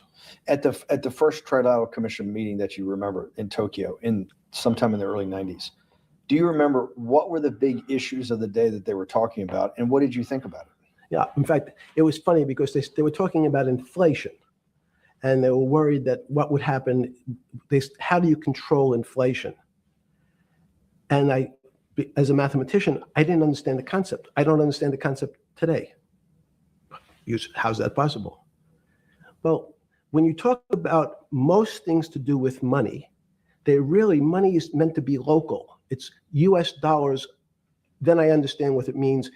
If inflation, it means my dollar today inflates and it doesn't buy as much as it did a couple of years ago. The prices go up. It seems that everything is great, but in fact, my dollar is shrinking in value. And you're the financial genius here. I'm just a lowly M&A guy. Sure. If you let me finish the thought. Go ahead. So if you're in America, you can feel inflation. Your salary's gone up, but you can't buy the same car. In fact, it starts to feel weird because the value. That's why I wanted to ask the question. This is my point. Sure. The people who live and breathe this, the central banks, have been haunted by the specter of inflation since the late 70s. Yes. First off, tell our audience, how did that happen? The two great financial events in the 20th century, I'm not going to get to the 21st, were the great inflation in Europe after World War I, the Great Depression, the hyperinflation in Germany that led to the rise of Hitler, and then this inflation in the mid-70s. Before you go to explain inflation, why is the specter of inflation always the central thing in central bankers' minds? Because it goes back to the first concept I said, the weird concept of fractionalized reserves. The system is not well understood. And most systems, in fact, are not well understood. We don't know how our digestive system. Stop. This is impossible. This is impossible. The world banking system, the world currency system, the world monetary system yes. has to be so well understood by the Greenspans of the world and the Bernankes of the world and you, right? The currency traders, the guys making billion-dollar bets every day. The legendary guy on Wall Street in the late 90s, Versalin Brothers. Lou Ranieri? No, the guy that wrote the money. Michael Lewis? Liar's Poker? Yeah, Liar's Poker. Who's that about? That great trader. Lou Ranieri. No, it wasn't Lou, the guy that ran the desk. That eventually ran the hedge fund that went long-term capital. Yes, I don't remember. Who's the guy? I want to say, I don't remember. I'm sorry. Lou Ranieri is big, but Yes. those guys have to understand the system perfectly. No, they don't understand the system. They understand the local part of the system. So, for example, why is not only inflation, most bankers are terrified if the public understood that the bank really doesn't have their money at any one time. It's one of the things during the Depression, there were runs on the bank. The reason the banks don't keep much money in the actual bank is they assume that not everyone's going to want their money on the same day. So it's not really the fear of inflation. The fear is a run on the bank. Everybody wants to take out something that doesn't really exist. Inflation is tied to interest rates. It's a more complicated example. But when your money doesn't buy the same amount of product this year than it did last year, if it buys less and less, like it happened, you use the term hyperinflation. There's certain countries that are not managed well, like in Africa at the current, a $100 billion bill in Zimbabwe is worth 1 American cent. That's the perfect example of hyperinflation. It goes up, it doubles every day. So people are afraid that their value in the system starts to break down. But so if I said to you, does your doctor understand your body system? You'd say, well, I hope so, because I want him to keep me healthy. But you could have a kidney infection, you could have a heart attack, you could have a broken knee. There's lots of pieces of this system. And in fact, when you ask the question, very few doctors understand your entire body. There's a specialist for your knee, there's a specialist for your polynoidal cyst, there's a specialist for your head, and now we have specialists in different areas. So and I'm going to get to your first question about Santa Fe Institute. The world economy and your body are both comprised of little systems interacting with each other and making one big system. This is what's stunning for all the little guys out there, the populist movement, the little guys that haven't had a pay raise in 30 years. They think that these elites, have everything. The guys in the room making the decisions, the party at Davos guys. You're sitting there, you don't think many people today really understand the complexity and really all the moving pieces and how they interconnect to the world's financial system. No, not only don't they understand the complexity, and that goes back to Santa Fe Institute was an attempt of trying to see if there was a way to mathematize, formularize, or algorithmically understand what the term complexity means. That goes back to the original question. Complex systems are complex by definition, but there's not necessarily, it's not one level of complexity. As we might say, well, our fingers are complex, the movements, the muscles of our hands, but it's not as complex as the blood system. Now I have a circulatory system. I have systems on top of systems, so that there's no one group of or person that really understands the way the body works. There's no one group that understands the way the financial systems work. You might understand U.S. bond market. Now, you've asked about the trade of long-term capital. That was a bond fund, very small part of this very complex system. So the goal of the Santa Fe Institute was to see, is there a way to get in, somehow understand how complex systems interact? Fast forward, Steve, to today, where Google and these other engine companies, the other tech companies, are trying to build artificial intelligence. The strangest thing that they found, one of the strangest things, is that the systems that they design, this artificial intelligence, which a lot of people have heard about, is they design a bunch of systems. They're called neural nets. terms simply taken out of brain work, neurons in the brain, nets because they actually look like a net. They put in some inputs, the computers work, spit out an answer. Sounds normal to you. It's because you're thinking about that calculator you had in 1976 on your desk. When you ask the person who designed the system, how did it come to that answer? How did your neural net, can you show me the calculations? They say, no, we don't know. We don't know how the thing we designed actually came up with that answer. That's pretty strange. They take the same neural net now and they put it in front of a video game. No learning, nothing. They said to the computer, they say, sit in front of your video game and learn how to play. It seems the computer learns better than any human in history, faster than any human in history, beats any human in history. But when you ask the designer, how did it do it? No one knows. It just did it. So that's the first little touch of things that we already have gotten to a place where we don't understand it and we built it. On Sunday afternoon,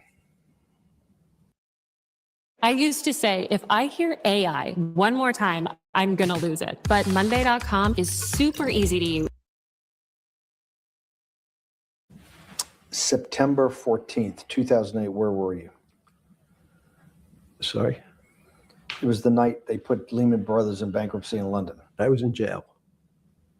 Seriously? Yes. So the financial crisis of 2008 happened when you were in jail? Yes. Oh, this is going to be so amazing. This is going to be so amazing. I take it you didn't have your Wall Street Journal dropped off to you in the morning, your Financial Times? No.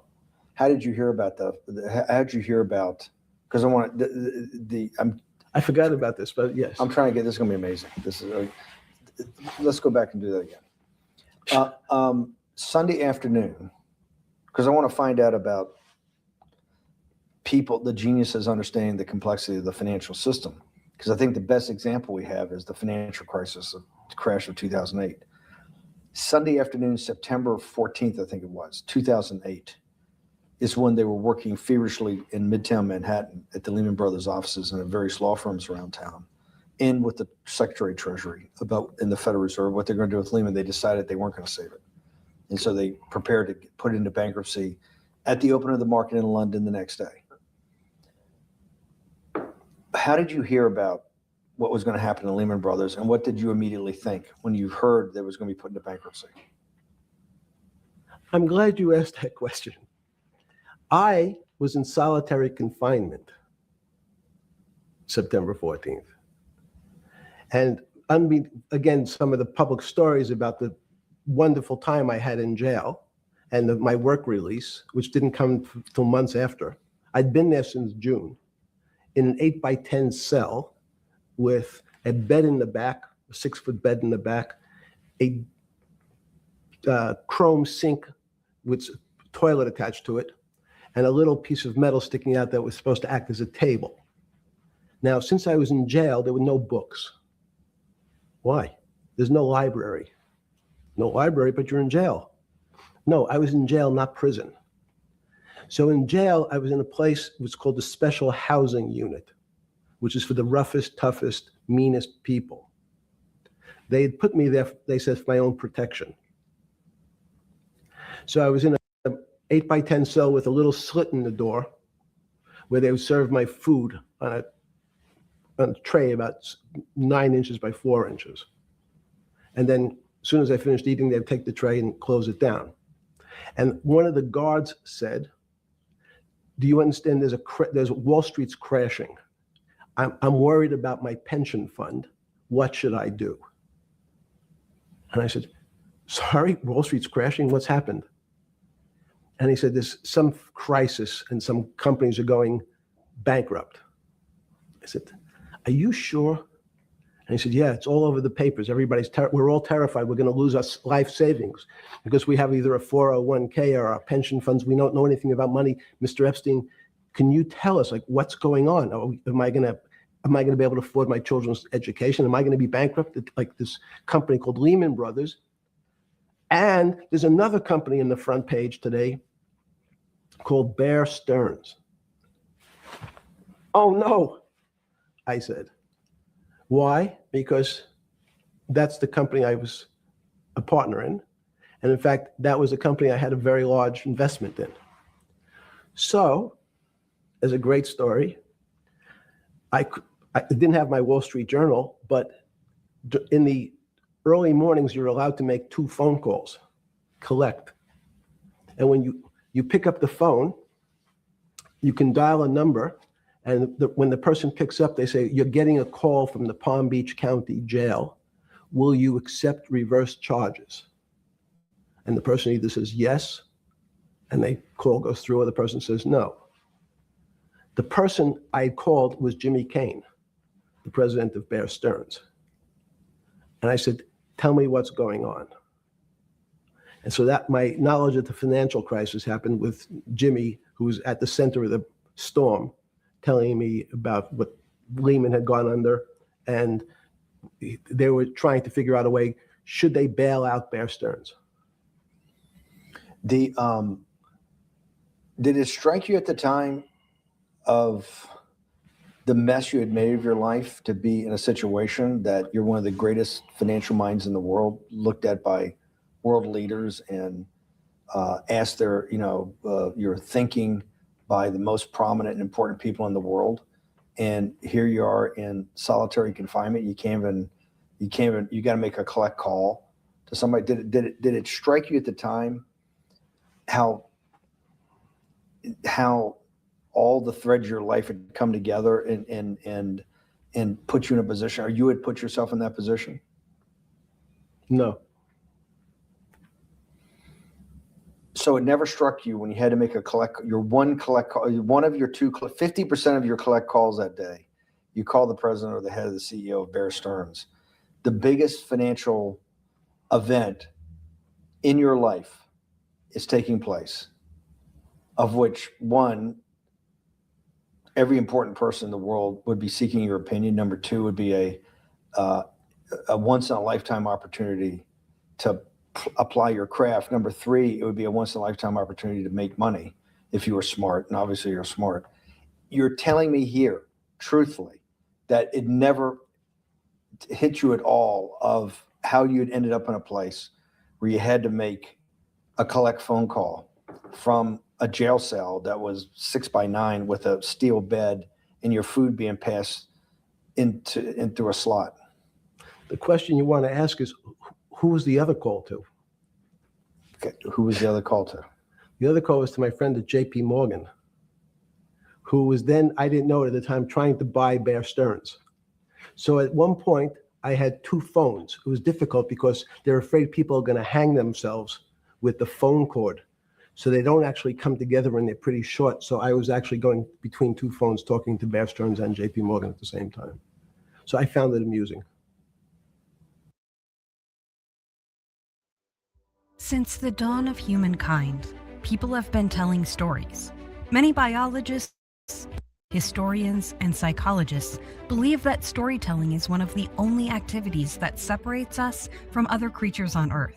Today, when you think of stories, you probably think of a favorite childhood book, famous comedian, or a popular movie. And it never struck you about how to end up in a situation like this? No, that would be probably means I would be too self-aware. You can't possibly expect me to believe this. I know. I don't believe it. You're telling me that during that day, you never had a moment. You sat there and go, what the fuck have I done with my life? I'm in a 6x9 jail cell when I should be on a trading desk, or I should be in my $250 million, greatest townhouse in New York City, taking calls from the king of Saudi Arabia, the president of China, the head of Russia, the president of the United States, to save the world's population from a financial debacle. You honestly expect me to believe that that never happened? You're suggesting I was somewhat depressed, and how could this happen to me? I'm not saying depressed. I'm saying a moment of awareness of how could I get myself into this situation? No, I would just say how strange that this happens. It's strange. I'm wearing a jumpsuit and flip flops. What color was the jumpsuit? Brown. Brown jumpsuit. Yes. I notice I don't see you in a lot of brown. No. Brown jumpsuit and flip flops. Flip flops. Yes. With no access to books, no access to newspapers, No access to anything. You had lived on information. Except my Almond Joy bars. I had extra Almond Joy bars. Did you eat Almond Joy bars and things like that because you're afraid of what the cooks did to your food? Yes. Is that because of that you were in for the crimes that you were in for? No, it was just in fact, It was because you're wealthy? Yes. How did you know that? Well, people would constantly come if I was passing by or have to go for my medical. People would either ask to borrow money or make some other types of comments about. In the beginning, what were the comments? At the beginning, what were the comments? It serves you fucking rich guys right that you're here next to me. There was nothing about your crimes. No. So all this rumor you hear all the time about people in prison that commit the type of crimes you commit, you're saying in your personal thing is not true. No. It was all because you were rich. Yes. And it was all because they wanted to borrow money. Or get advice. Yes. Wait, they get advice to go long. Yes. You're telling me is this time to buy? You're telling me in solitary confinement they're interested in going long. Yeah. They want to know what does that say about human nature? Well, what I think the people find, one of the reasons they wanted to keep me in solitary confinement was they're afraid that everybody would want to know which stocks to buy. But what happened was after this crisis, now it's on the front page of every newspaper. I don't want to lose this day. Sorry. When you first heard that,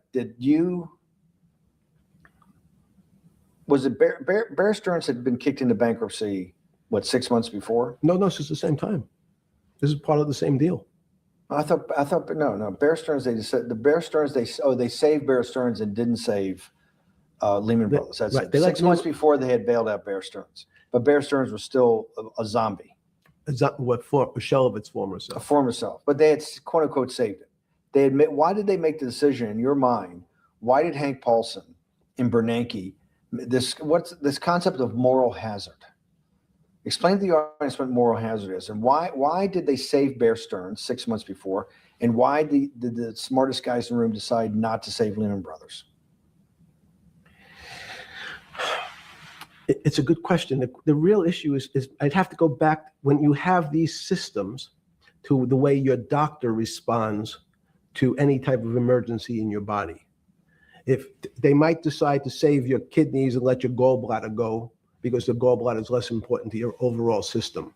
If at that time, even it's not that long ago, the boogeyman was when said, well, what really happened?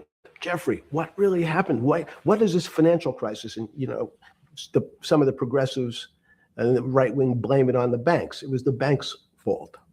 And it's the fault of this very esoteric, unknown concept of derivatives. It was really the derivatives that caused this financial crisis because the derivatives got somehow out of control and in the Mickey Mouse. And that was the way you started your road to a billionaire went right through derivatives. Yes. But derivatives were not the cause. Derivatives were not the cause at all. It's like saying your hair was the cause of your heart attack because it was on the top of your head. So what was the cause? There isn't, let me say, there's no one specific cause. These are system collapses. So many times when they have to make your death certificate, when you say, well, what did he die from? They'll say heart failure. But if you say, what was the cause of his heart failure? Well, he had low blood pressure, his sugar was high, he was diabetic, he had all these other problems. But they say, no, we need a word on your death certificate. Did he die from brain damage? Did he die from heart failure? That's the financial crisis. People said, well, what caused it? They wrote on its death certificate, derivatives. But derivatives are not a fundamental cause of anything. Was it Sunday or Monday? I take it was Monday morning when you made your two collect calls and you're talking to Bear Stearns on one hand and Morgan Stanley on the other. JP Morgan. Did you That was Monday morning. Did you, Jeffrey, My grandma had a really unusual name, Livia, and I was really curious about where it came from, so I decided to explore. So let me show you this amazing website. Go to my being one of the financial geniuses in the world, did you understand what Lehman Brothers going into bankruptcy, the domino effect that by Thursday, the financial system would be under such extremis that if it didn't have $1 trillion cash infusion in the United States, it might collapse? Did you know that at the time? Did you view that at the time? Yes. You did? Yeah. Why? Again, I don't want to bore you or the audience with the idea of it's a medical procedure, but you had system failures. So you'd recognize that if I said to you, did you realize when your father was on the ground and he was clutching his chest and he couldn't breathe, it was a bad situation. He could die. That's how I saw it. Did you immediately think about the commercial paper market? I mean, the mechanical triggers that actually you had to blow through these circuit boards. Did you know the circuits? Did you understand the circuits, or did you have a concept of the circuits that were going to get blown through? Yes, but only because of an analogy to a body. And in fact, from my telephones against the wall with my little metal wires, because the next day I talked to another person in Washington about the issues of what I thought was happening, and I made the same discussion about They were at the Treasury Department? Yes. So in a 6x9 cell in the phones were outside the cell in Palm Beach County, California, West Palm Beach, Florida. West Palm Beach, Florida. That's what your juice diet. West Palm Beach, Florida. West Palm Beach, Florida. West Palm Beach, Florida. You're making a call to Washington D.C. to talk to some deputy secretary of Treasury. Someone in Treasury. Right. Someone in Treasury. Right. And that does not, the night before you go to bed, it doesn't dawn on you at all. You never have a moment of self-reflection that, how did I end up on this metal cot when I should be at the center of things? No, I had a telephone. So I said, I can talk to, it makes no difference where I am. In fact, I'm still talking to the same person if I was at my home in Palm Beach, but I'm here in jail. Home in Palm Beach. I can dial my own phone. That's bullshit. No, but you can also make 1,000 phone calls. Here you got to make one, and he's got to take. Think how much better that was. I had to decide who was the right person to call. That was unusual for me because I would have called 20 people. And what was the advice you gave? I said, you have a sick patient, and it's very much like a sick patient in the emergency room. You can't think about it like your car. People in normal walks of life think about money and things as a machine. And unfortunately, so if your car breaks, cars are always easy to fix. My jets, my cars, if it breaks, I know it can be fixed because it simply follows the same pattern. If this part breaks, you replace the part and the thing works again. People and the financial system are not machines. They can't be fixed the same way. You can't simply take out put some more juice into the commercial paper market, and that's like replacing the carburetor on the car. It's much more, I have a patient who can't breathe, has a stomach problem, can't see, looks bleeding at the same time. What do I do first? I have to think about it as a system. Where's the most logical place? What's the most dangerous place? If your heart stopped, we have to start your heart again. In the equivalent to the money market, why do I have to start your heart again? I need to get your blood flowing. If your blood stops, you're dead. If liquidity, which is the equivalent of blood in the financial system, dries up. Once liquidity is basically cash, putting cash into the Forget system. about what it is. Okay. Liquidity is liquidity. It allows the system, it's the blood of the system. You need to pump blood hard into the body of the economy to keep it flowing. And if you, especially when you're worried about someone dying, you're not going to be worried about the niceties of, well, you got the shirt dirty and there was some damage. Pumping that blood, keep that heart When you pumping talked to the person in Treasury on Tuesday, the 16th, did you get a feeling as you were sitting in your 6x9 jail cell in West Palm Beach, Florida, that they were on top of things? No, you can't. It's impossible to be on top of things. There's no such thing. It's, again, the doctor watching the patient die, you hopefully have some confidence that he's seen it before. He recognizes that there's some steps he has to take first before he bandages the guy's finger or worries about what shoes he has on. So you hope that the people in charge, your doctors who are working on the emergency patient, have enough experience and, frankly, judgment to try to keep the patient alive. Did you think that they had those things, patience and judgment? They had pretty good judgment, and you needed a lot of luck, just like in the dead patient. You need to, hopefully you put that blood in and it's not too late. And you make some mistakes, but you have to know you're going to have to give it a shock. In the run up to the September crash of 2008, yeah, I guess you weren't occupied with finance. That whole summer, how long had you been in jail? Went to jail June 30th. So the entire summer. Yes. Before you went into jail, you were still very active in the financial markets. Yes.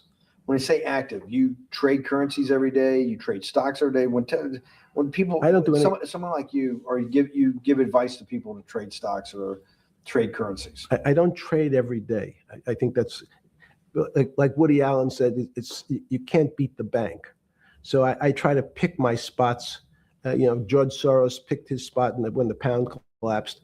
This would have been a great money-making opportunity that passed me by when I was in jail, but that's not how I think. Whoa.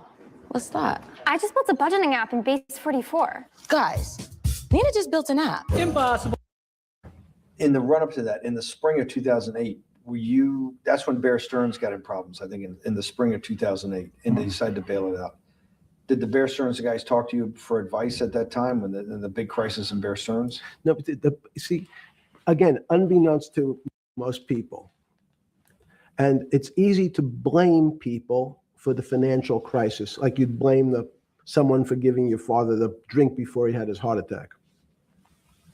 But what really happened, the real enemy of the finance system was Bill Clinton. And if you ask me what and who caused the financial crisis, I would tell you it was Bill Clinton. Because of what Bob Rubin and he did to deregulate the financial system? No. Because as of the last time we had our 60-minute interview, you talked to me about home ownership. And you asked me whether everyone should own a home. And I told you, no, it's too risky.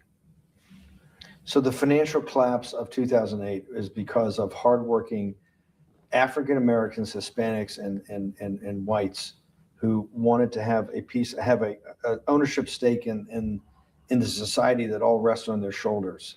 They're the culprits. No, not at all. Okay, then I didn't say they were the culprits. I was pretty clear it was Bill Clinton. Okay. And why was it Bill Clinton? Because Bill Clinton wanted to get votes from those people. And he sold them the idea that instead of renting in a house, and historically the values of houses have gone up, and he said, you guys in these local communities who haven't been able to afford a house before, I'm going to show you a way. I'm going to give you a way because I'm sure I'll get your vote that you can own a house because I want your vote. So what we're going to do is I'm going to let you buy a house, Mr. Bannon, when you really, you're right on the border, maybe, or not even on the border. Your credit is not good. Okay, let's be honest. And it's not my fault. It's not Bill Clinton's fault. But if whatever happens, at the moment your credit score or whatever it is, your credit's not good. Now, normally, you come to me and want to borrow money. I'm a bank.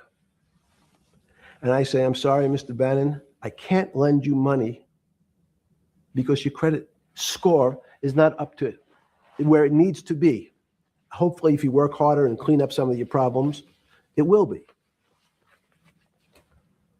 But no, what I say to you is, I'm going to figure out a way to lend you, not give you. I'm going to lend you money anyway, though you don't have a good credit score. And don't worry, I'm going to get rid of the term that you don't have bad credit. Bad credit sounds pejorative. You don't want to be a person. Sounds judgmental. Yes, sounds judgmental. So what we're going to do is we're going to call your credit situation subprime. Oh, nobody knows what that means. Subprime. That means prime is good credit.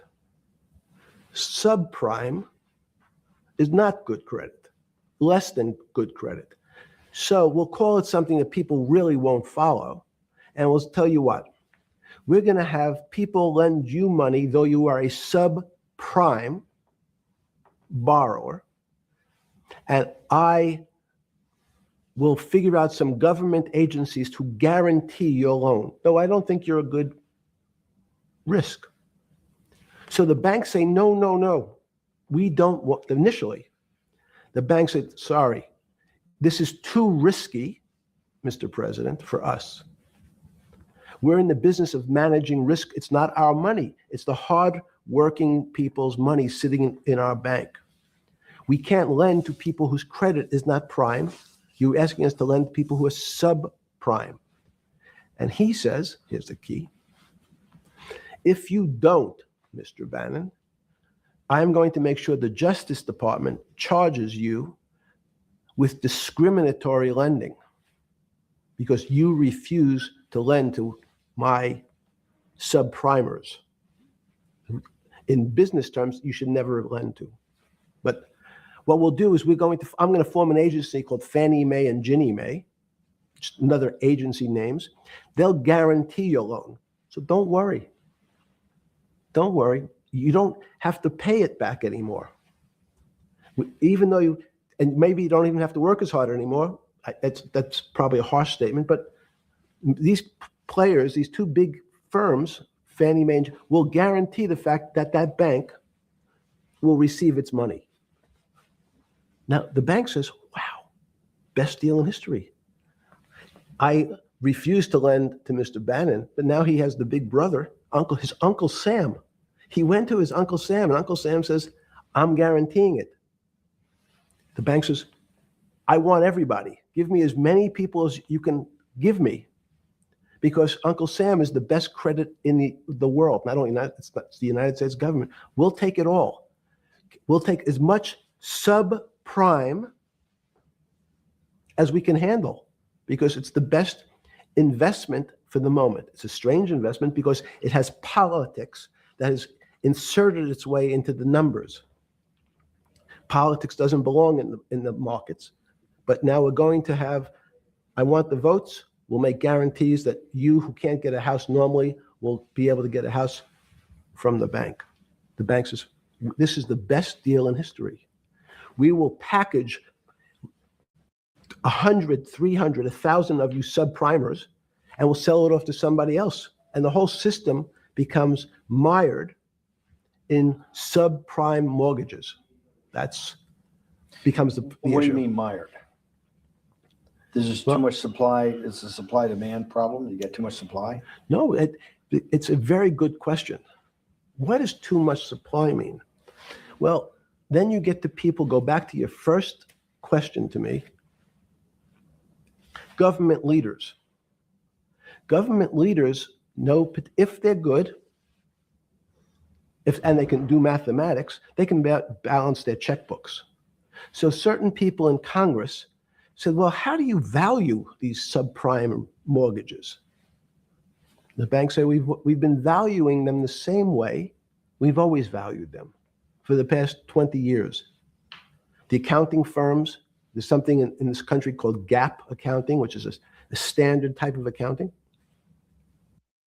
Keep watching if your recent car accident was not your fault, because I've got a way that you could get 3. And we account for them the same way we've always accounted for them. If we paid $1,000 for your mortgage last night, when we put it on our books today, we're going to say its value is $1,000. Makes sense. I paid for it. What's its value? It's $1,000. That's what I paid for it last night. No. The Congress people said, that's not really a good answer, you know. That doesn't give us confidence that you know what you're doing. Because what happens if you have to sell it tomorrow morning? Something's happened and you have to sell it. Remember, there's a concept of stress tests. Would you be able to value it at what you paid for it the day before? And Wall Street says, that's not the way you can think about this. This is crazy. We always value things at the cost from the day before. And they changed the accounting method, in essence, to say not what it was worth yesterday, but if I have to sell, what would it be worth? That's impossible. So what happens is every bank now has to value something they bought yesterday at lower than they paid. Never before in 20 years did they have to do this. So something they bought at 1,000, on their books was 1,000, is now 990. That starts to, you asked the question about what did I start to think about. Something's 1,000 and 990, this person now has to value it at 980. When did you first start to get nervous? Understanding Bill Clinton and all this. Did you change glasses? Yes. Okay. I changed shirt. I saw the black. Are you okay with the? Yeah, great. I think we're gonna have all kinds of changes. I'm experimenting. Yeah. Okay. When did you get a feeling? Did you ever anticipate before it happened something like 2008 could happen? No. How could that be? It's the word I can beat it to death. Is that it's very much like would I anticipate I'll have a heart attack tomorrow? Unlikely. Was 2008 a heart attack or a stroke? Debilitating. It's a better. It was both. But why was it both? Because in fact, as I said, the blood was getting dried up in the system, and the head, which is sort of the central bank, wasn't working. So to some extent, it was a combination. It was a crisis. Did you see that building up over time? It's always been lurking in the background. I mean, if you have an older parent, would you say it's possible? Did you anticipate him having a heart attack today? No, you hope things are going to go better and maybe they'll fix it up. The system was getting too complex, and it wasn't based on derivatives, because what people keep forgetting, and as I was just explaining, Wall Street and in many professions, including Wall Street makes it sound complicated. They don't want the little guy to understand what they do, because they make so much money and they don't do very much. So they couch it in words like derivative and stock options and commodity futures and different types of contracts. It's all everyone is capable of understanding it. It is not complicated. But Wall Street, because they make so much money from doing fairly simple things, needs to make it more complicated than it really is. We had a very big recession in the early 90s based upon real estate and Japan basically imploding. Let's again, okay. You had a recession in the 90s. I don't know what it's based upon. It's always interesting to look back and say, separate from there's certain triggers, like there in the 70s, there was What do you think it was based upon, the 90s downturn? It's clearly there was a huge downturn. No, I know there was a downturn. That's what I know for sure. That's a fact. That's all. Everything else is sort of speculation about why did he have that? I understand that, but there's some speculation that has 0% probability of being true, and there's others that have 90%. In the range, when you look at the range of alternatives of what could have caused it in 90, and what I'm trying to do is get you all the way up to 2008. Look, you're the smartest guy in the room, right? You know that. Do you think there's anybody in the world today? Oops, this is going to be a bad question. No, but do you think anybody in the world today, the Alan Greenspans, the Bernankes, is there any central banker you know, any partner of any Wall Street firm, any guy running a trading desk, and I would take it that would be, or anybody at a Larry Fink at BlackRock, Steve Schwartzman at Blackstone, the top 100 financial guys, and let's throw in a couple of Nobel economists, and let's throw in the best professors at Wharton, at Harvard, at Stanford. Do you think that there's anybody that understands money or understands the world's financial system as good as you? There must be. But it doesn't come to the top of the head. No. Okay, fine. Now Is that I've gotten that, let's go back to 1990. In that arc from the fall of the Berlin Wall to 2008. Good. Now a local tax expert will do your taxes for $150.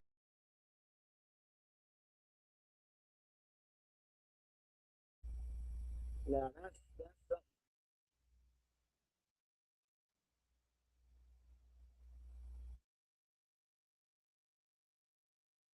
the intelligence threw me all the way off.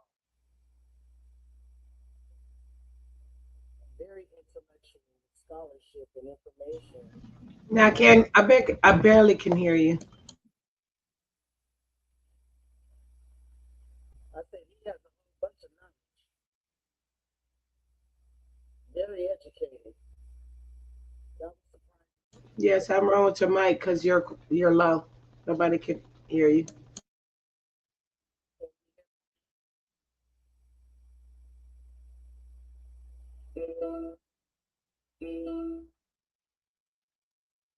Can you hear me now?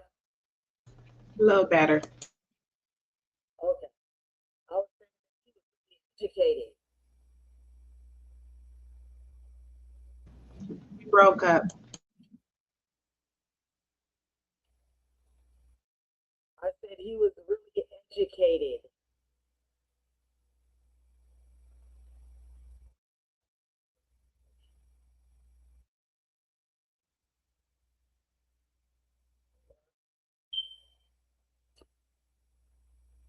It sounded like you said he was real educated. Yeah. Yeah, we can. Yeah, but we're gonna probably do a part 3 or something on this situation because it's much more information. I'd like to get the meeting, and then I like to go and dig through the public information. But yeah, that was a lot of information. Y'all go and rewind it so you can hear the information and see the information, and also do your own research because there's plenty of information and you could probably bring it to the table and I will present it.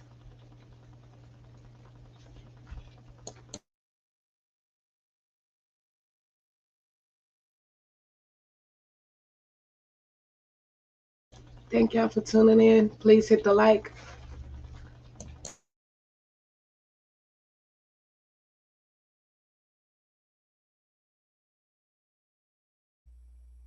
Hit that like and share. Thank you guys for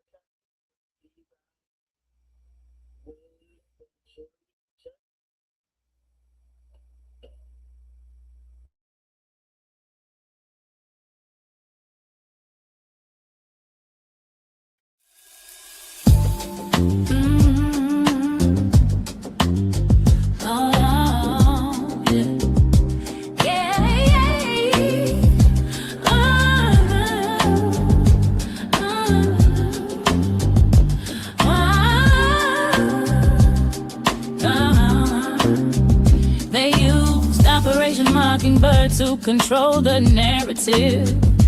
CIA infiltration, media manipulation, so elaborate. Targeting black communities, tearing down our pride. Attacking our women, our men, our history, our stride. From education to entertainment, they're trying to erase our legacy, our culture, our very own pace. Took our men out of schools, put them in the jail system. Left our women handling bills with no emotion, no support, it's a scheme. They destroyed our museums, took away our history. Trying to make us forget our ancestors' legacy. But we won't be silenced, we'll rise above. We'll reclaim our narrative, our truth, our love. Operation Mockingbird, a web of deceit, manipulating minds, our communities to be.